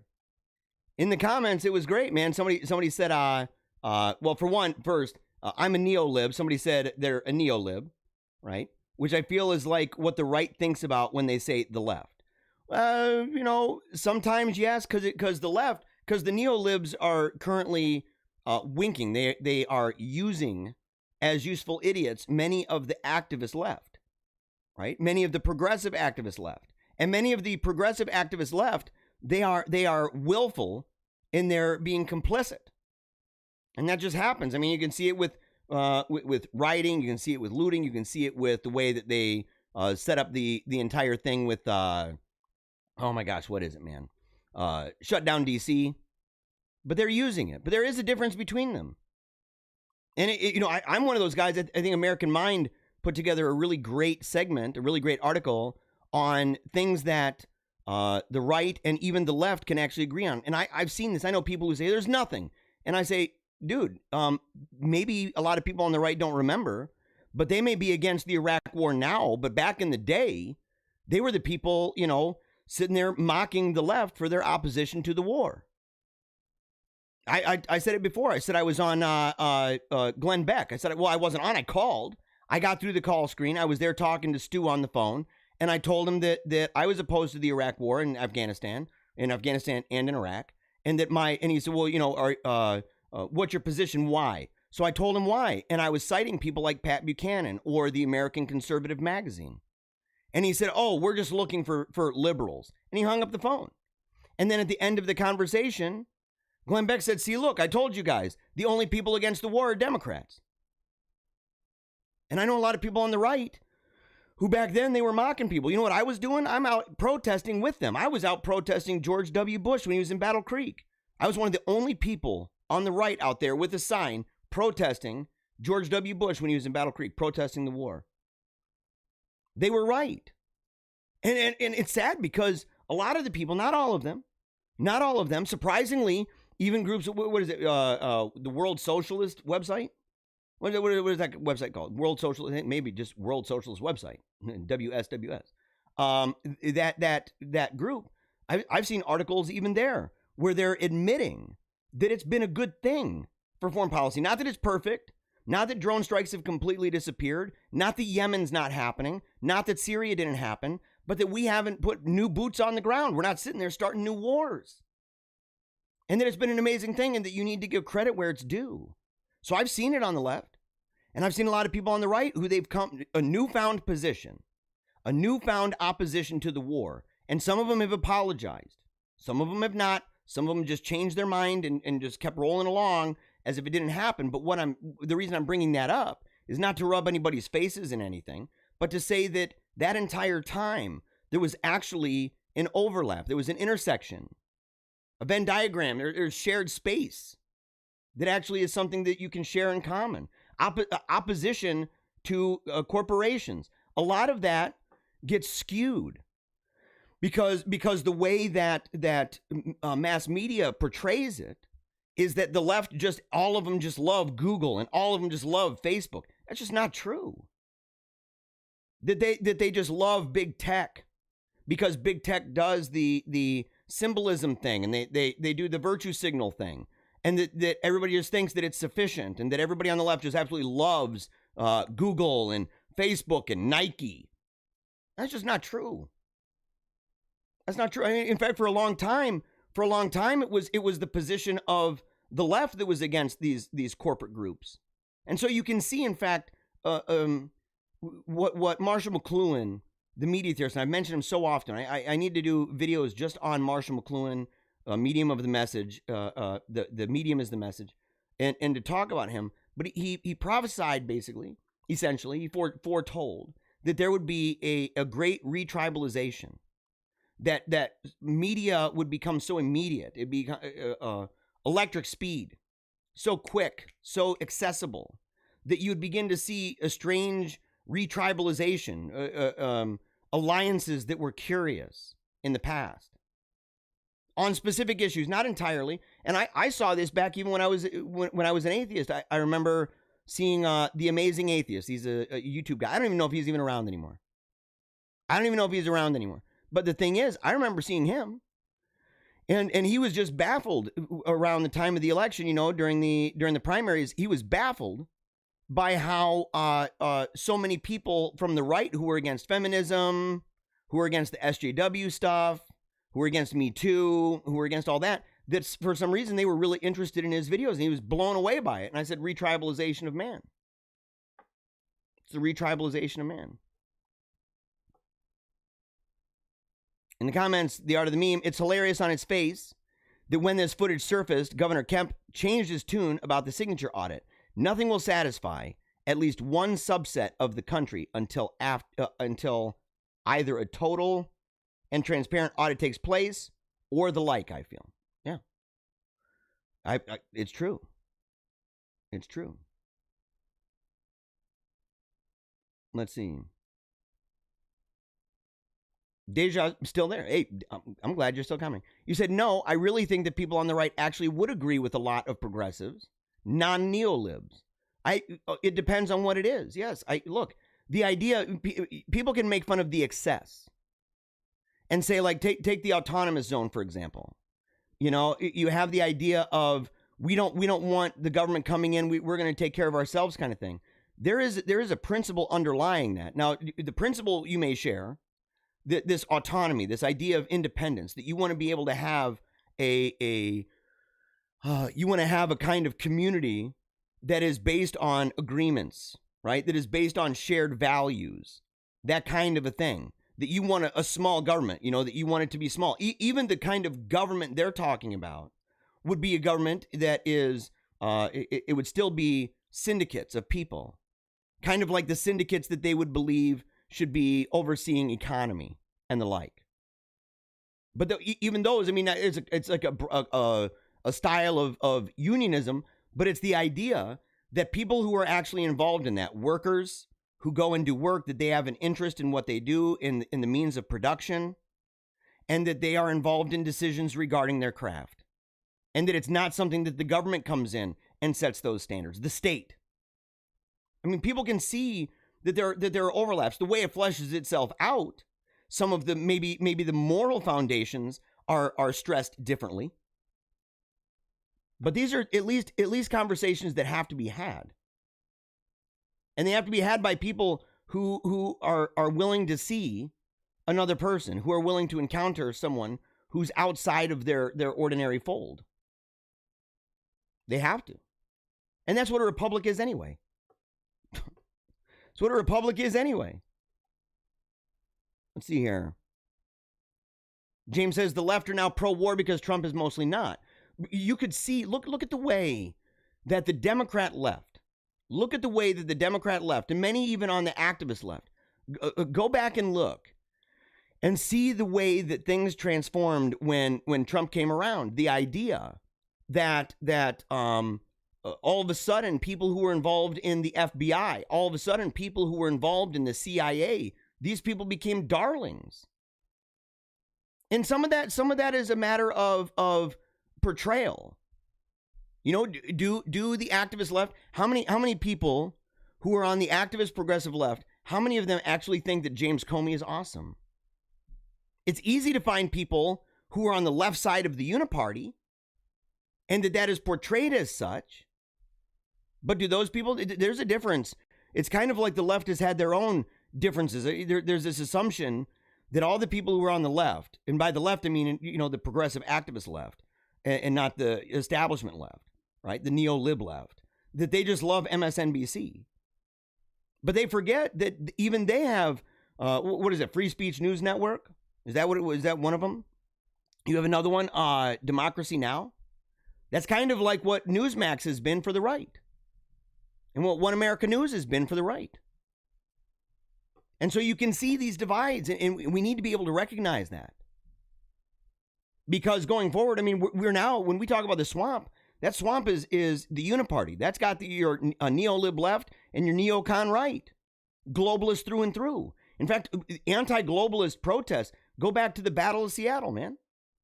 Go back to the Battle of Seattle. You had people like Pat Buchanan who were there, but you had people like Ralph Nader who were there. You had unions who were there. You had anarcho-capitalists who were there. That's maybe one of the best examples of that, by the way. Let's see here. All right, moving on. Yeah, those are the numbers. Those are the numbers. But we're at a place where people, you know, they want to shove unity and healing right up your rear end. They don't want nothing to do with it. And do you blame them? Do you blame them? You know, it's the effect of a psyop. And it didn't start this year. It didn't start this year. It's been going on for a really long time. Been going on for a really, really, really long time. In fact, we can say it intensified to remarkable degrees back in 2016. We can say that. No doubt about it. In fact, you could see the effect that it had on people. Which is why, you know, I make fun of the Play-Doh rolling, bubble blowing people, but that's in reference to a kind of therapy that people were doing when Trump won and they were freaked out and traumatized by it. I have to at least give them credit to the fact that they recognized that they were in fact traumatized. That playing with the Play-Doh and the bubbles, not sure that's going to have a long-term effect. Not sure that's the way to go about it. And you have to accept how trauma can affect you in the long term. Well, I rolled the Play-Doh, I'm fine. You got this, Newt Gingrich. Lynn Wood and Sidney Powell are totally destructive. You know, Newt, no offense, man, but, you know, he's good on a couple things, but he's old school. And we dealt with people like him for a really long time. I'm glad he did what he did on a number of things, but I'm also sitting there thinking he's a power player. Like Even Pat Buchanan. Pat Buchanan recently came out with an article that was kind of saying the same thing, and maybe Trump just needs to take a knee to Biden and not do what he's doing right now. I hope he comes to eat his shorts on that. And I love Pat Buchanan, but I hope he eats his shorts on it. Same thing with Newt. They got to realize that this populist right that has arisen, we for a long time, we were convinced by this. And look, every Georgia conservative who cares, he doesn't understand that these people, they're not, a lot of them, people need to understand the difference between conservative and populist, or conservative and Trumpism, conservatism and Trumpism. There's a difference between these things. There just is. And you know what? If he wants to be honest about this, he's talking about Lynn Wood and Sidney Powell. He's probably talking about the rally that they did. And you know who wasn't out there? A bunch of conservatives. Because a lot of these conservatives are the take the knee to Biden people. And you say we must vote in the runoff. I get it. I get it. You say you got to do it, guys. You got to do it. And everybody knows if they don't, there's trouble. But they look at this and they say, you've told us that forever. You've told us that forever. And eventually, we're like, there's been trouble when we do. I mean, look, what is it, Loeffler? What's her name, man? What's her name? We talked about her recently. Okay, we talked about her recently. Senator running down there. She puts out this big thing saying, yeah, I recently put together this big package and I'm really proud to do it. And it's about, giving special opportunity and stuff to minorities. And I say, look, that's really great. I believe in that. That's actually something that I think is really important. But right now, we are facing the barrel of a gun that millions and millions of people are not going to have a home as of the end of this month. They haven't been making money. Their jobs have been going overseas. They've been mocked and marginalized for a long time. Where have you been? Where are you now? It's like there's no self-awareness. There's no awareness of the setting and the situation. There's just none. And they think it's going to be fine. Well, look at this handy-dandy thing that I was doing. It's like Senator Mike Lee. Oh, look at this handy-dandy thing that I was doing. Bringing in a bunch of jobs to say, man, we need to increase the number of foreign workers that come in and work in tech. Dude, people are losing jobs like crazy in America right now.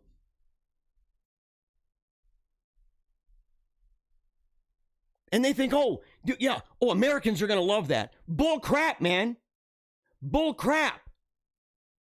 We don't love it. And in fact, it's quite the opposite. We're getting to the point where we got to pray every day that we don't freaking hate you. But they don't care about you. They don't care about you. How do you get them to wake up? What do you do? Tell me, Newt. Tell me, Mike. What do we have to do? Go out and vote for people who literally are completely raping us all the time? Shafting us in the rear end all the time? When we go and we vote, we go out and we go door to door. Year after year after year after year, we go and we do that. And then what do? You kick us to the curb while other people are curb stomping us. And then what do? Nothing. Nothing. Oh, but then every couple years, you come back and you guilt us into the idea that, boy, things are going to get bad. What, you don't think the curb stomping's bad? You don't think getting deplatformed is bad? You don't think getting censored is bad? You don't think that cancel culture is bad? You don't think the way that they're making even businesses now hire people outside of what the tokenism, that even what is it? The stock exchange. The ways that they're making that, you don't think that the ways that they're manipulating in schools, the propaganda that they're peddling in schools, the way that we're having to shut down our businesses, the way that we're losing our homes, you don't think that that's bad? How bad before we finally give you the middle finger and tell you to screw yourself? How long? Because so far, I've been around for 42 years. And you know what? It's been my entire life. You can go back and look for yourself. Entire life. Republicans kick you to the curb. The culture and the Democrats curb stomp you. Kick you around. The Uniparty curb stomps you. Kicks you around. And then picks you back up. Without a job. Without money. Without health care. With education that sucks. That's self-loathing. Sadistic. Masochistic. And says, get up. You need to vote for me again. What are you going to do for me? Nothing. Nothing. But you know what? It would be really bad if you don't. It's going to get worse, buddy. It's going to get worse. It starts to feel like you're in a hostage situation. A little bit of duress. And just, truth be told, we're sick of it. And then we got to deal with this. I don't want to scare anybody. Joe Biden says 250,000 Americans are going to die from COVID in the next few weeks. In the next few weeks.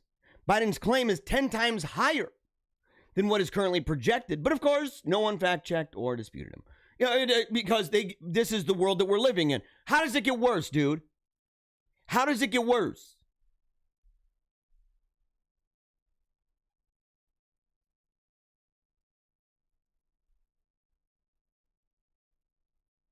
CNN senior vice president Cynthia CNN demeans marginalized community, states she's terrified that Cubans support Trump. She's looking pretty gross. I don't mean to be rude, but, she's not doing too good. The Cubans are going to vote for Trump, and that's terrifying. I have to say, they're a population that's very attracted to bullies. Wow. And again, look, what is it going to take? They can say this stuff. They can say this stuff. They're not racist. They're not racist. Cynthia Hudson. Nasty looking with a dark heart. Cynthia Hudson. You get Johnny Q and Sally Sue. And they start saying stuff like, look, if you want to do better about crime in our society, maybe we should focus more on, not killing babies or having homes with a mother and a father in it. Or maybe we should do better about schooling. Maybe we should do better about making sure that jobs aren't going overseas. Or that we're not bringing in people that are going to not only take jobs, but deflate wages. Maybe you should do that. And what ends up happening? They get called racist.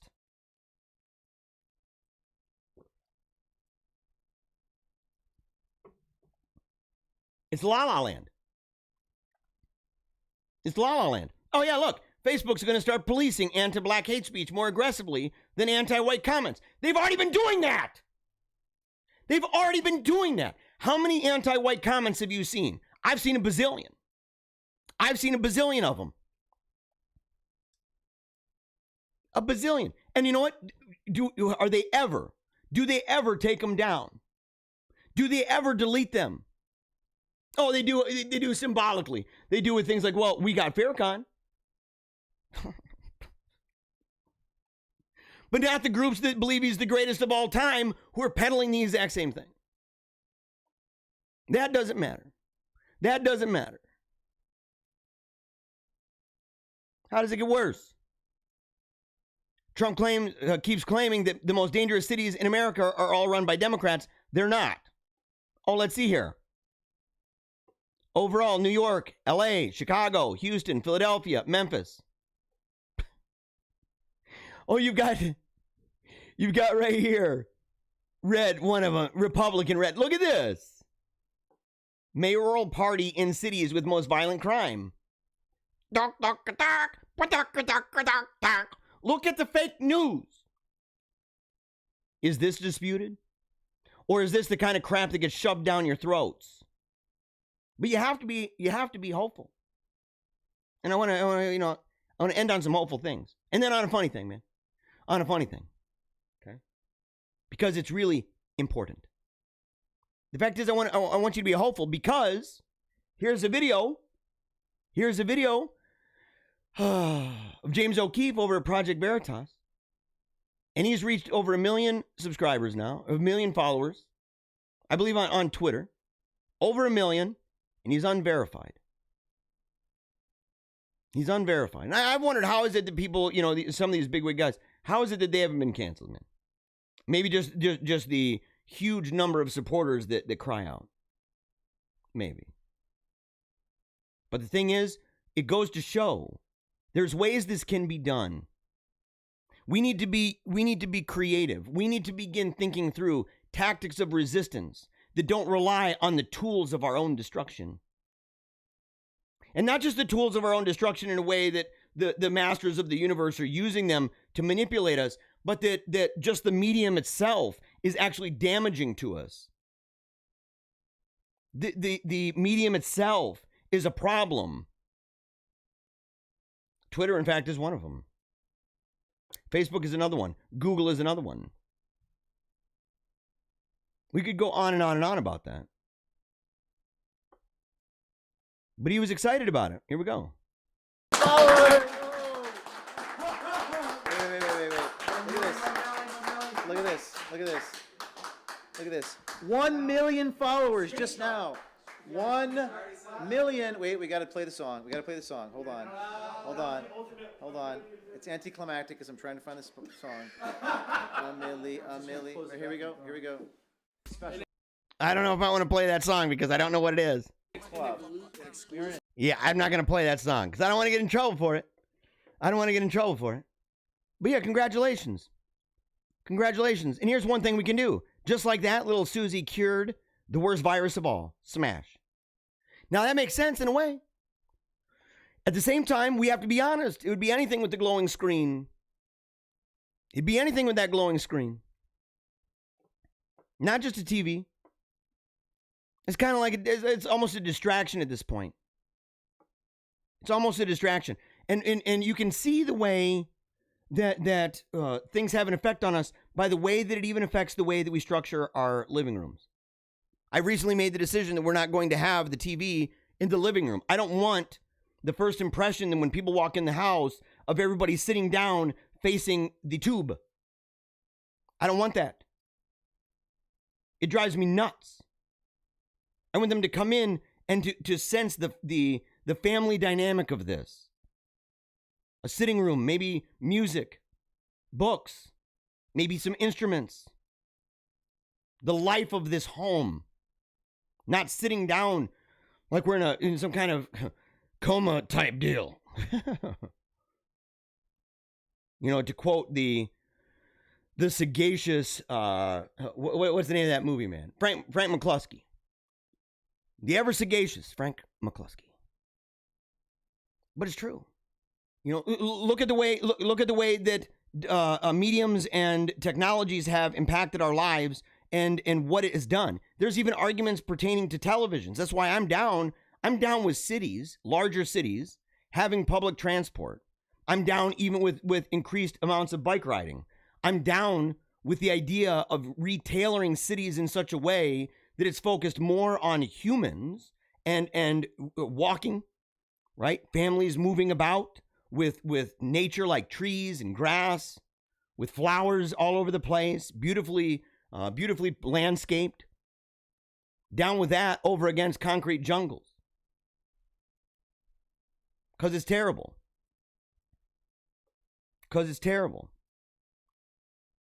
And here's an example. I told you that it was very, very important. I told you that it was important, and it is. I'm hoping that it will work. Oh, hold on. I'm hoping that it will actually work because the window capture. Let me just do this real quickly. Oh no, I don't need to do that. Hold on.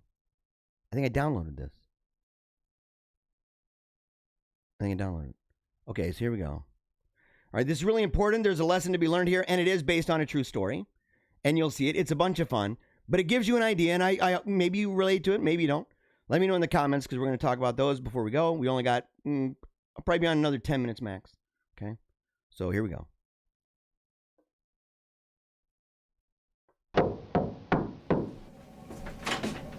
Hey, Hey, what's going up, on, man? How are you?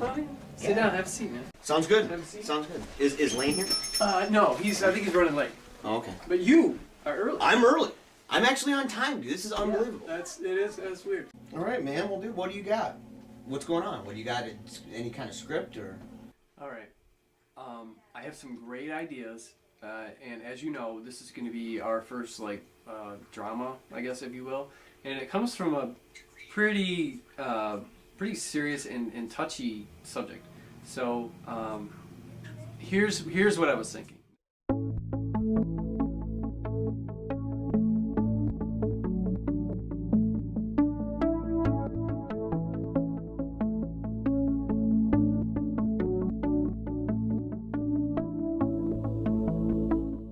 All right, and here's the kicker. Here's where it gets ultra cerebral, okay?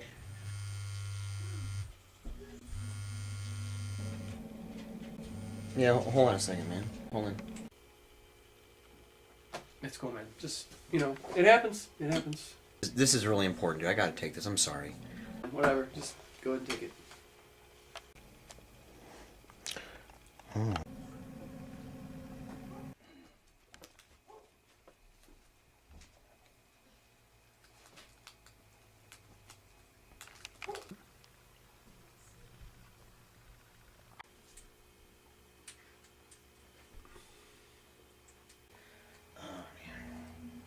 Okay. Okay. No. So what's up? All right, man. Where was I? Okay. So, at the end, when everything it seems like it's gonna just boil over into just this huge bursting head. Oh yeah. Oh man. Dude, hold on.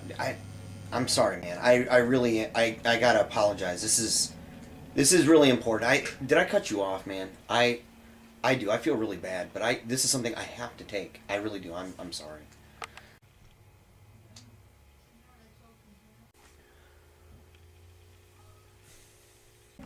Yeah. Wow, that's amazing. Yeah, just give me a second here, man. I'm sorry. I didn't mean to take a minute or so to take care of this. It's really important.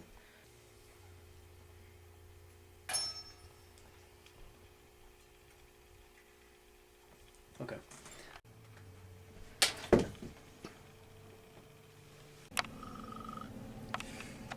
Sorry, man. That was an accident. My bad.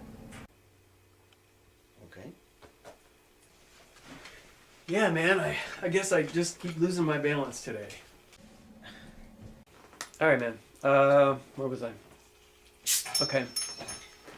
At the end there, when everything is, well, I told you before, my own personal experiences of going through that kind of situation is very difficult, and I think even this part in and of itself, as we film it, as we're collaborating together, it'll be.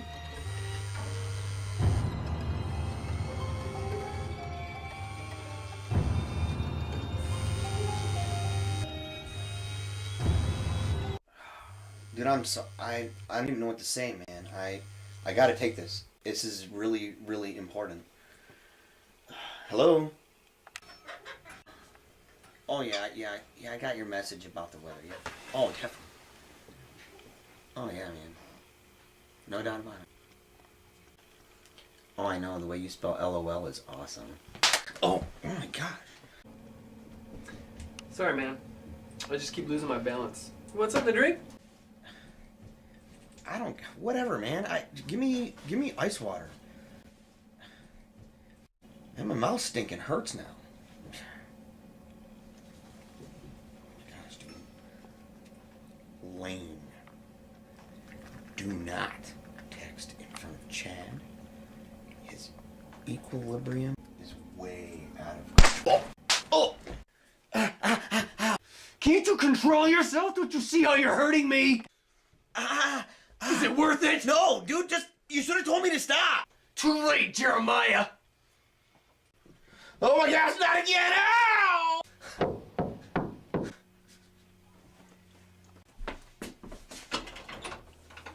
Hey, bro, what's up, man? Hey, man. Sorry I'm late. No problem, man. We're just working through some issues. Dude, Dude.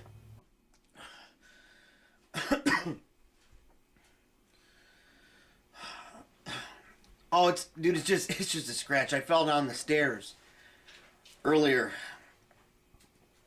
Oh, I got a text. This might be important. Hang on. Chad's equilibrium. Dude.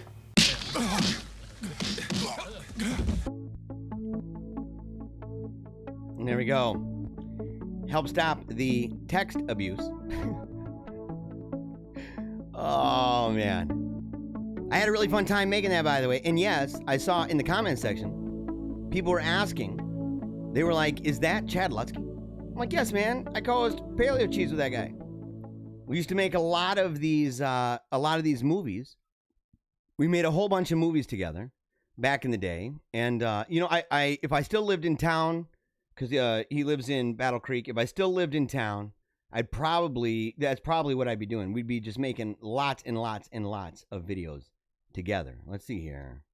I was gonna share some stuff. Yeah, we can talk about that. And of course, the COVID vaccine card they want to give you.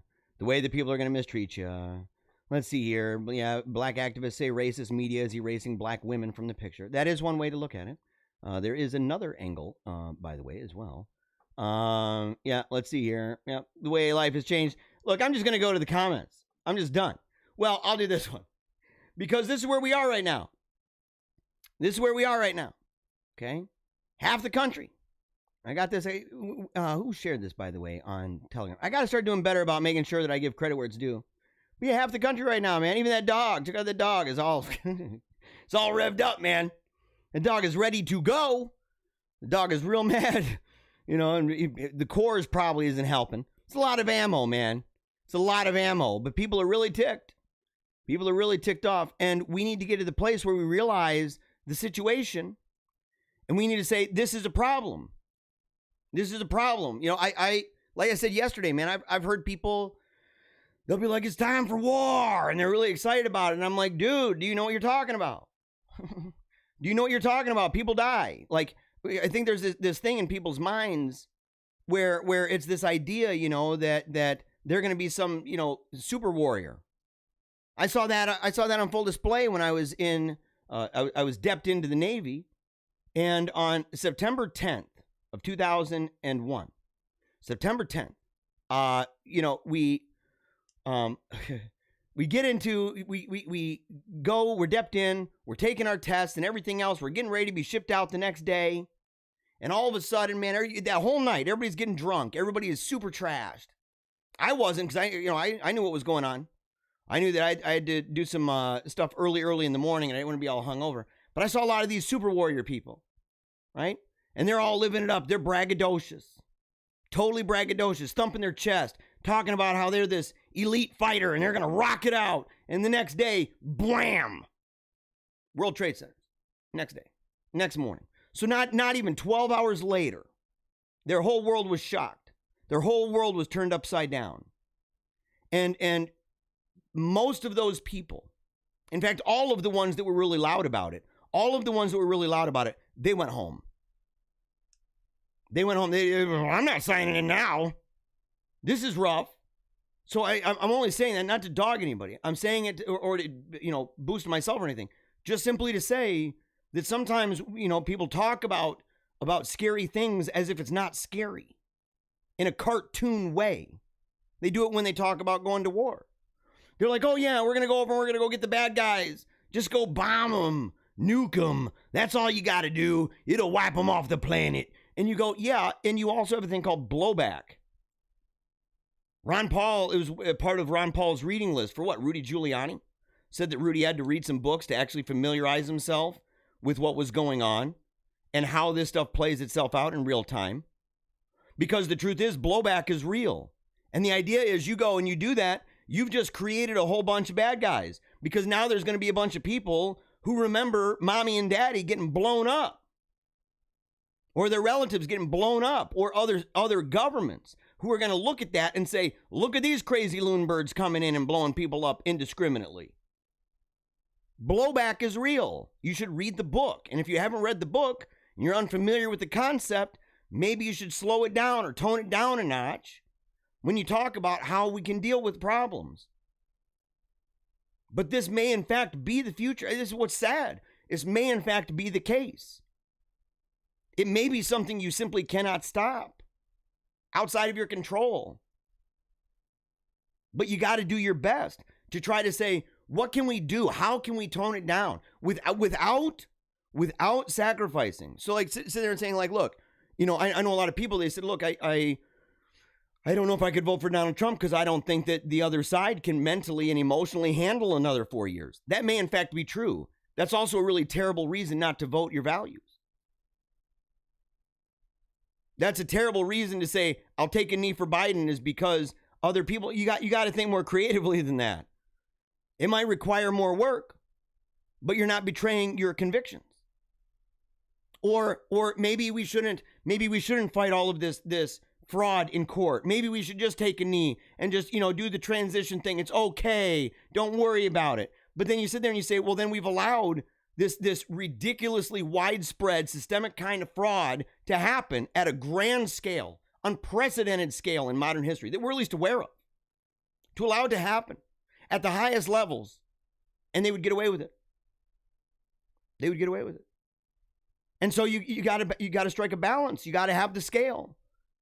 You got to use prudence, wisdom, humility, but also have strength. Have that kind of passion that drives you to move it forward and say, no, I stand by this. I stand by this, and I am backing down now. The last 4 years, loved it, by the way. I'm not going to lie. I loved it. I loved it. Even the things that were, and it's not like everything was Candyland. We went through some terrible junk, but for the first time in a very long time, I felt as if it wasn't in the clown car going over the cliff at 90 miles an hour with the occasional pumping of the conservative pumping of the brakes. But instead, it was an active revolt. It was saying, we are not going to do this anymore. The swamp, the deep state, the military-industrial complex, the fake news, the SJW cabal, Hollywood, academia, they were put in a place where you say, look, we're going to deal with you. We're going to deal with you. We're going to stand up for what we believe in. We're going to stand up for what's our rights. We're going to stand up for what are our truest convictions. And we're going to fight. And we were motivated. And I'll tell you what, it was addicting because I ain't giving up. But I'm also not some loon bird that's going to sit there and pretend that instituting martial law is going to end up playing out really good. I'm at least realistic about it. I'm realistic and say, look, if it comes down to that, if somebody, if that's what we're dealing with, and we are in a way with COVID, look at how it's happened. I've warned everybody and said, because of COVID, and I know people in the comments section that have said just today that they lost their job due to this. Now they're high risk, and it matters to them, right? So to them, it's a different thing. My sister is also high risk, and she's not afraid of this. But there are certain people who would be. Statistically, they're going to have a harder time with it than others. But you look and you say, look at the lockdowns. Look at the way that government has been run now for the last 9 months. Dictatorial. Dictatorial. There's no other word for this. It's dictatorial. And a lot of the people on the left, they didn't like the way that take, for example, emergency financial management. How that, take the areas around Detroit and stuff. You say, look, you put people under emergency financial management, and it's basically a dictatorship. And you say, yeah, you're against that, but now you're okay with it being the whole state.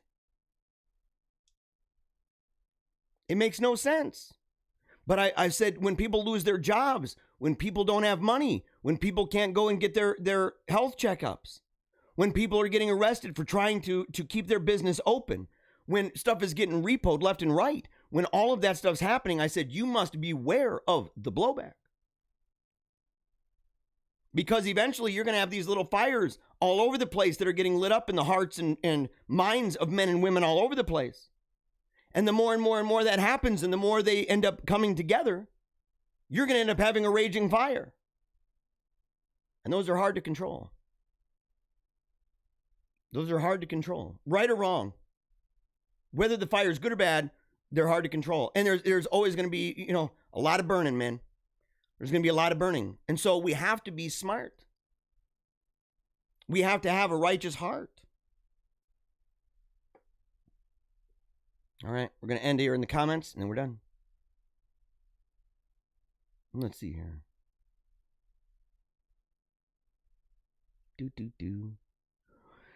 All right, man. Let's see. It says, true progressives hate Biden. You have more in common with us than you think sometimes. Yeah, yep, but both ways. Both ways. I've said that. I have said that here many, many times. Let's see here. Let's see. I was with you. Oh, yeah, okay. One of the people in the comments says, I was with you at the protest in Battle Creek when Bush came. Dude, it's true. There weren't very many of us, though, on the right, were there? There weren't very many of us on the right. And those people, by the time that Trump ran, those people had come around to a position where they realized the truth of people like Donald Trump. Now, it was easier to accept that, not only years later, right? It kind of separated from the fire and fury of 9/11. A lot of people, their emotions and everything got really, it was intense. It's traumatizing. It's terrifying. And so they were really wrapped up in it. And it took time before even they started learning maybe more about 9/11, in fact. And I don't talk too much about my opinion about that, but at the same time, they started to learn more. They started to see more. Many more documentaries. You can see that, by the way, with the rise of, the triumphant rise and ascendancy of InfoWars. Because it didn't start with Trump. It started before Trump, and it started with documentaries. And I really wish, actually, that he'd get back to that. I do. I think those are some of the best things he's got. Endgame, stuff like that. Some of the really good stuff. Yeah, saying, I'm assuming many of you don't actually look at real progressive media. I don't watch mainstream media. It's probably true. There's a lot of people, this is somebody on the left saying that a lot of people on the right may not know much about progressive media. I do. I was a subscriber for many years to the magazine The Nation, New Republic, Mother Jones, although Mother Jones is arguably neo-lib.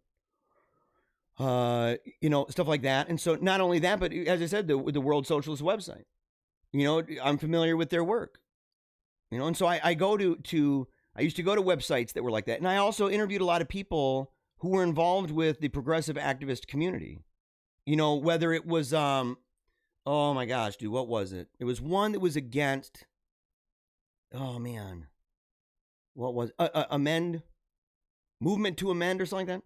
Anyway, it was a movement to amend, talking about corporations. And that was one of the groups that I brought in. And the guy who was heading it up was, he was somebody who had run before. He was a presidential candidate for the Green Party. And I interviewed him on the show, and he actually really appreciated the idea that I said, look, when it comes to corporate stuff, there's actually a lot of similarities and agreements between the populism of Pat Buchanan and the populism of an activist like Ralph Nader and a political theorist like Ralph Nader. And it's true. And I said, it's to our detriment. It's to our detriment that we don't recognize that. And you don't recognize that by diminishing the differences that you have. You have to do it. That's fake dialogue, by the way. That's that phony dialogue that just, comes out and says, oh, we're all, coexist. We're all lovey-dovey. We're all the same. No, we're not. There's massive differences. But on key things, we really should be trying to do this. Like one of those would be family leave, for example. Would be family leave. Ideas on making it easier for families to have children. I know people on the right that shoot themselves in the foot on that issue.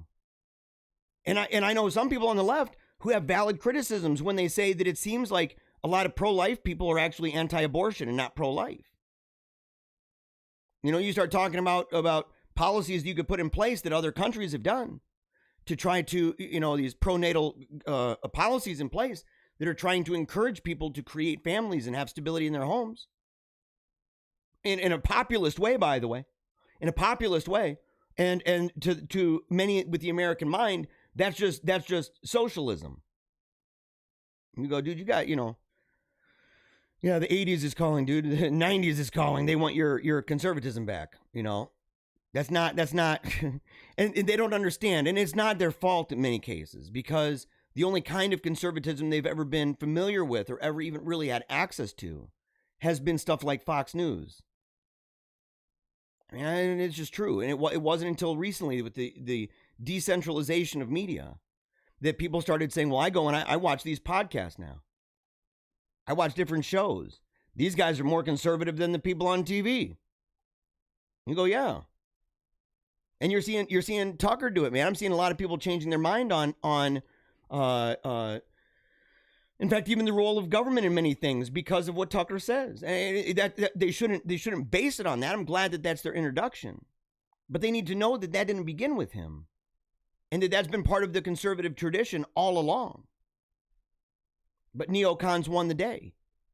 And when neocons won the day, they made sure that people were not allowed on TV. They're not published in magazines. And they had to eventually create their own. It's where you got Chronicles magazine. It's where you got American Conservative magazine. And the same thing with the left. And, it's just true.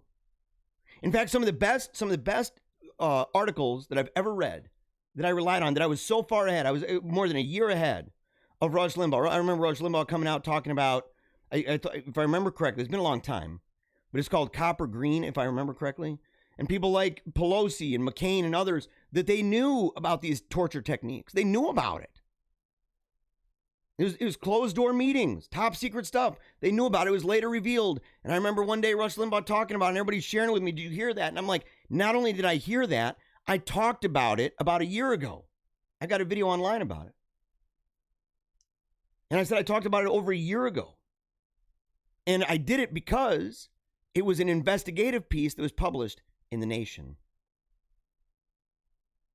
It wasn't published it wasn't published on a conservative TV station. It wasn't published on any of that. In fact, they were a year behind.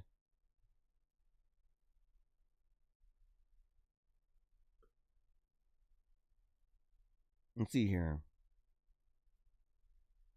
Clay says, and now, sir, you know exactly why I, for the first time in my life, am no longer a registered Republican.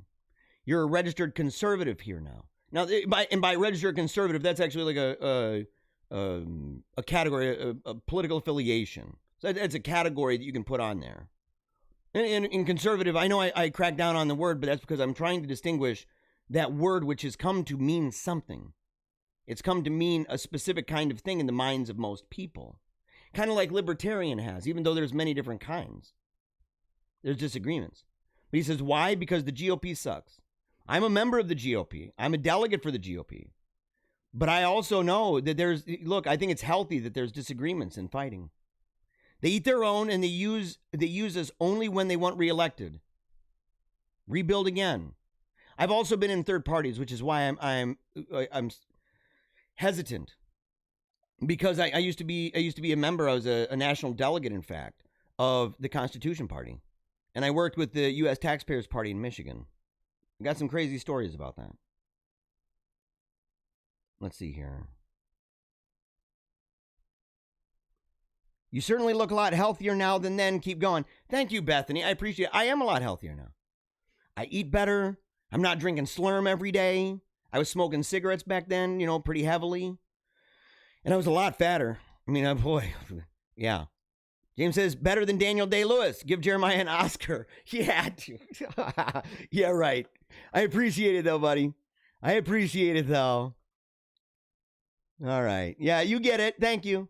Let's see. Waffen SS, show me your vaccination card. Dude, that's where we're going, guys. We'll talk about that on Monday.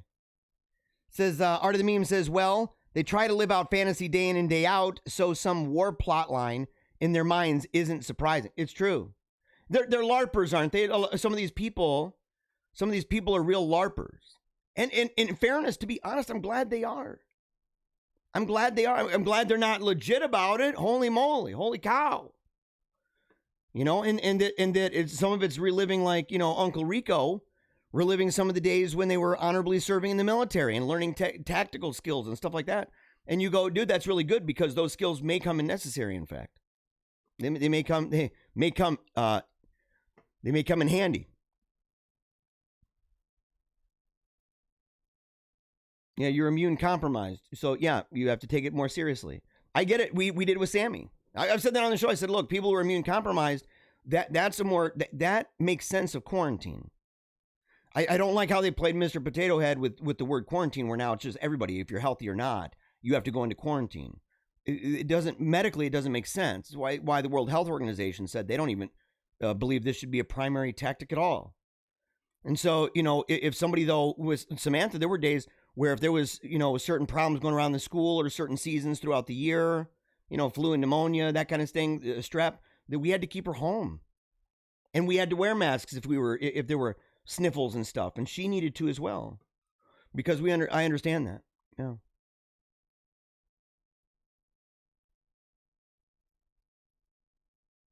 All right. Justin said, "I'm so glad you're explaining terrorist math and not me, because you're more specific, man." You're more specific by the numbers. I'm the one that brings out Play-Doh or little toy figures and says, "You drop a bomb, you explode people. Some of these people are terrorists. Some of them are not. They're regular people. And this chunk of land over here, this Play-Doh pile, is a country that's now mad about that. And here's a bunch of other, action figures that are now mad where they weren't before, but now they want to kill you because you killed their relatives or their loved ones, or they feel their religion is attacked or whatever." And so I would use those. You've actually got numbers. You're a numbers guy. You'd break it down in a way, man. Woo. It'd be good. People would need to have like slides and stuff for that. Last couple ones here. Let's see.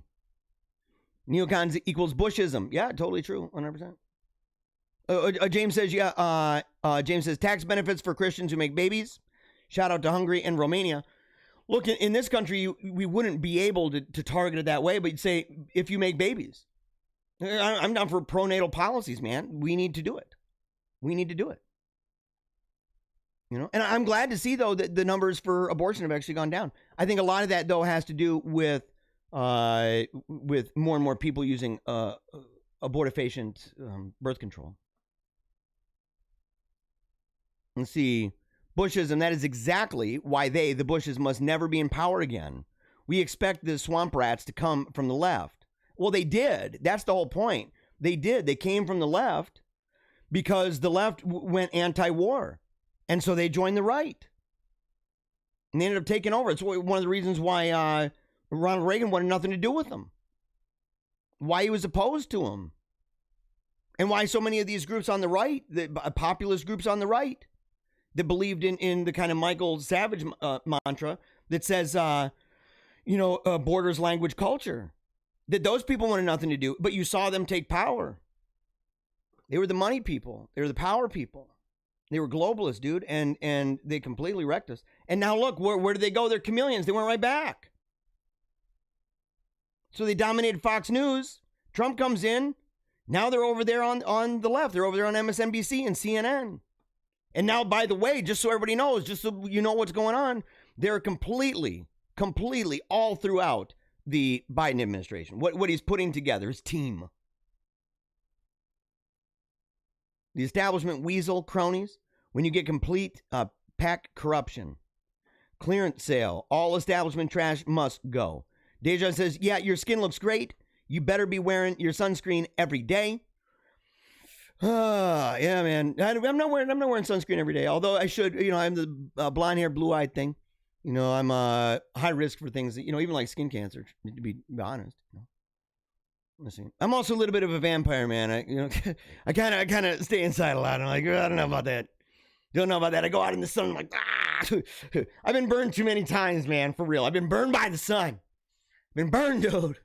I'm all like waving my fist in the sun. Why? Why do you got to burn me time and again? It's true. Everybody else comes out and they're looking like really great. And I'm the guy that's just like, red as a tomato. Greg said, my wife and I had to pause the video when those guys were having that meeting and kept texting. And then the other guy smacked him because we could not stop laughing. How do you spell LOL? By the way, those guys, one of them was me, bro. Yeah, you caught that. Okay, I am so happy, Greg, that you caught that. Where I'm on the phone. It's based on a true story where I would always be on the phone texting all the time. And I sat there and it was over stupid things and it really bothered him. So when he proposed the idea of doing this video like this, and he wrote it, right? We worked together on it, but a lot of it was him, some of it was me. And you can see in the video that I'm actually texting myself. That's actually what's going on. It's kind of hilarious. But so my buddy, we co-host Paleo Cheese together. He's the one that had the idea. I was kind of upset about it at first, right? I'm like, taking it personal, but it was true. It was true. And in the video, people may not catch that. It was like, this is really important. Yeah, I got the message about the weather. And then I said, oh yeah, I love the way you spell LOL. Like that. And dude, a lot of people, they don't even catch it. So I'm really grateful, man, Greg. Yeah, I'm glad you saw that, bud. Yeah. Naomi Klein balking about lockdowns. Is that true? Is that true? Pray for election. Good stuff. Love the show. I'm really grateful. Thank you, Greg. I'm glad you tuned in. You're at the tail end of it. It's been a good show the whole time. We had a really good time. It's always a mix of goofy stories in the front. We do a morning show. It kind of gets us into the groove. We have fun. We talk about viral stories. It's just fun. I mean, there's a little bit of politics, maybe a little. Sometimes it gets emotional. Yesterday's show is a tearjerker. It's one of those things, man. You kind of like the All Hallows Eve Halloween special that we did, the Spooktacular. You can see that on the site. There's a part in there. It was so taken off guard by a story, and it hit me because it reminded me of my daughter who passed away 4 years ago from brain cancer. And I cried. And it's happened a couple times. There's an emotional video where I talk about my son and going to the hospital with him. And that it was something that could have been my fault. It could have been very bad. And so, sometimes people cry. It happens. Sometimes they laugh. They laugh every day. They cry every once in a while. And their hair is on fire and we're having fun doing this. And so I'm really grateful you tuned in. Really, really grateful that you tuned in. Yep. Prayers for healing of cancer and virus. Totally, 100%. Trump will prevail. Deus Volt. God bless. God bless you. God bless you. Yep. Here. Ready to do a show with the Bald Eagle here, brother? Yes, I am. And have an awesome weekend. Patriot Pack. With the wolf, and the flag, and the heart. So, all right, guys. I need to have my wife come down. I don't know if the kids are awake. But if they are, I want them to come down here. Okay?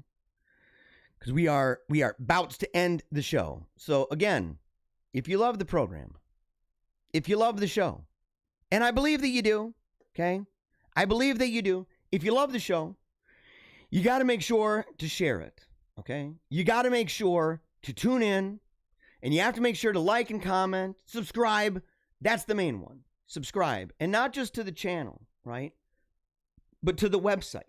Because you're going to find at the website, you're going to find not only things that are not shared on our channel, but if there's anything that ever happens, if there's anything that happens and we get ourselves in trouble, and they're like, powers that be come down, and they're like, well, you're off of here, you're out, you're done. If that ever happens, then we can sit there and we can let you know where we will be. You'll never skip a beat.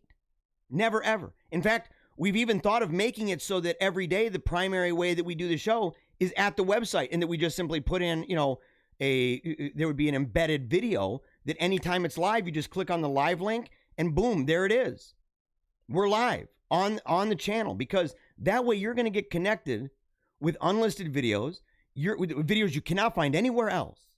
You're going to get connected with blogs that I've written, like the one that I shared recently, the book, my book list, right? Books that have informed the life of my mind. And not all of them I agree with. Obviously, you'll see some on there and be like, does he agree with that? There's some that I don't, but they've informed me. They've really helped me, and it stuck around for a long time. And I still don't know. I don't know if Ailey even hears me. I don't know if Ailey or my mom. I heard my mom is here. She got here a little bit ago.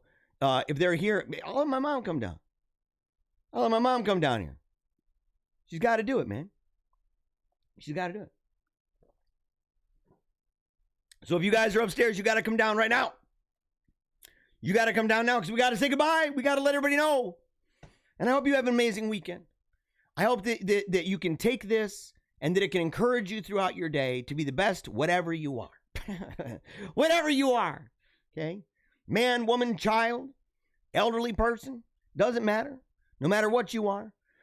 If you're working at home, if you're teaching your kids at home, you know, if you're a teacher, if you're a plumber, if you're a farmer, if you're a nurse, if you're doing daycare, it doesn't matter.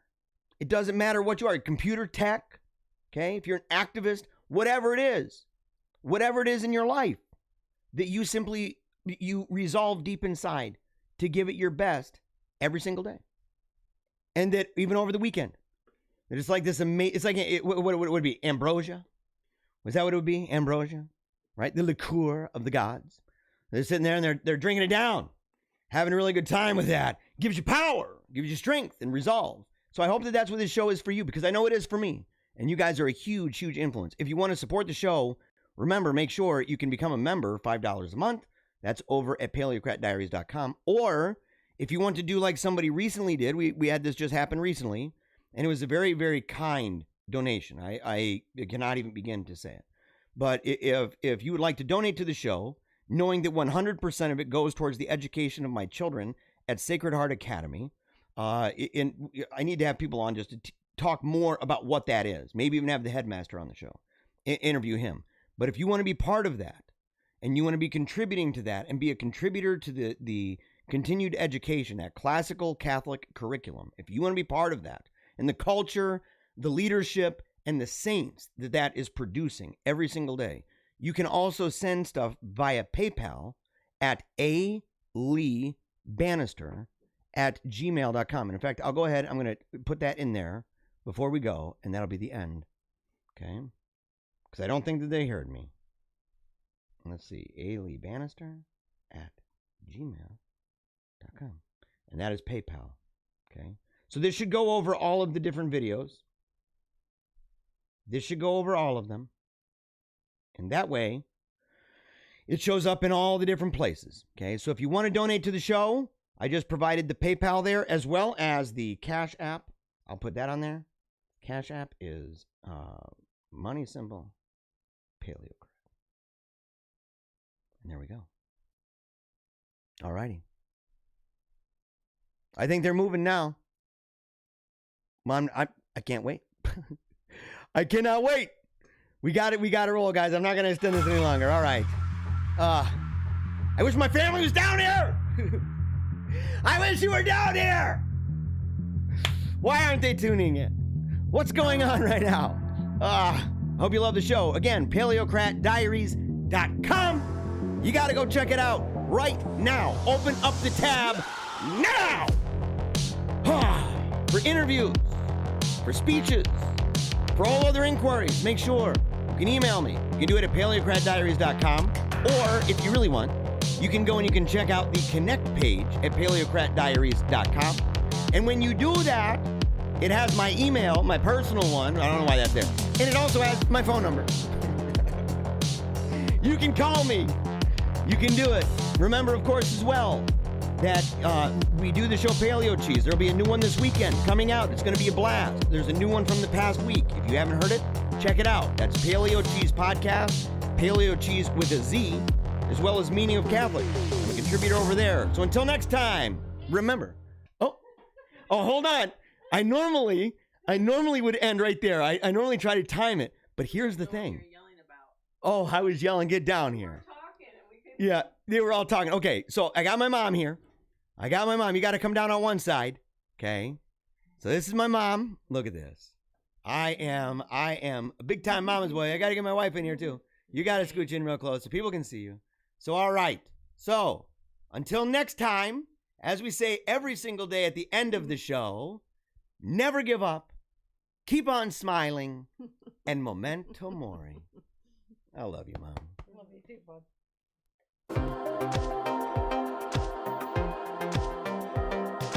If I don't talk into microphones, I don't make that mad cash.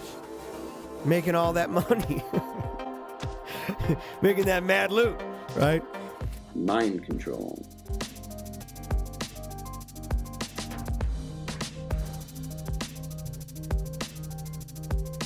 So we see the minority elite imposing their ideology on an unwilling and resentful populace. This causes a backlash. People get ticked off. The left is working long and hard to make us feel as if we've done something wrong. Worse yet, that we are the problem. Don't let people just rip on your heritage. Don't let people just rip on your traditions. Don't let people rip on your heroes.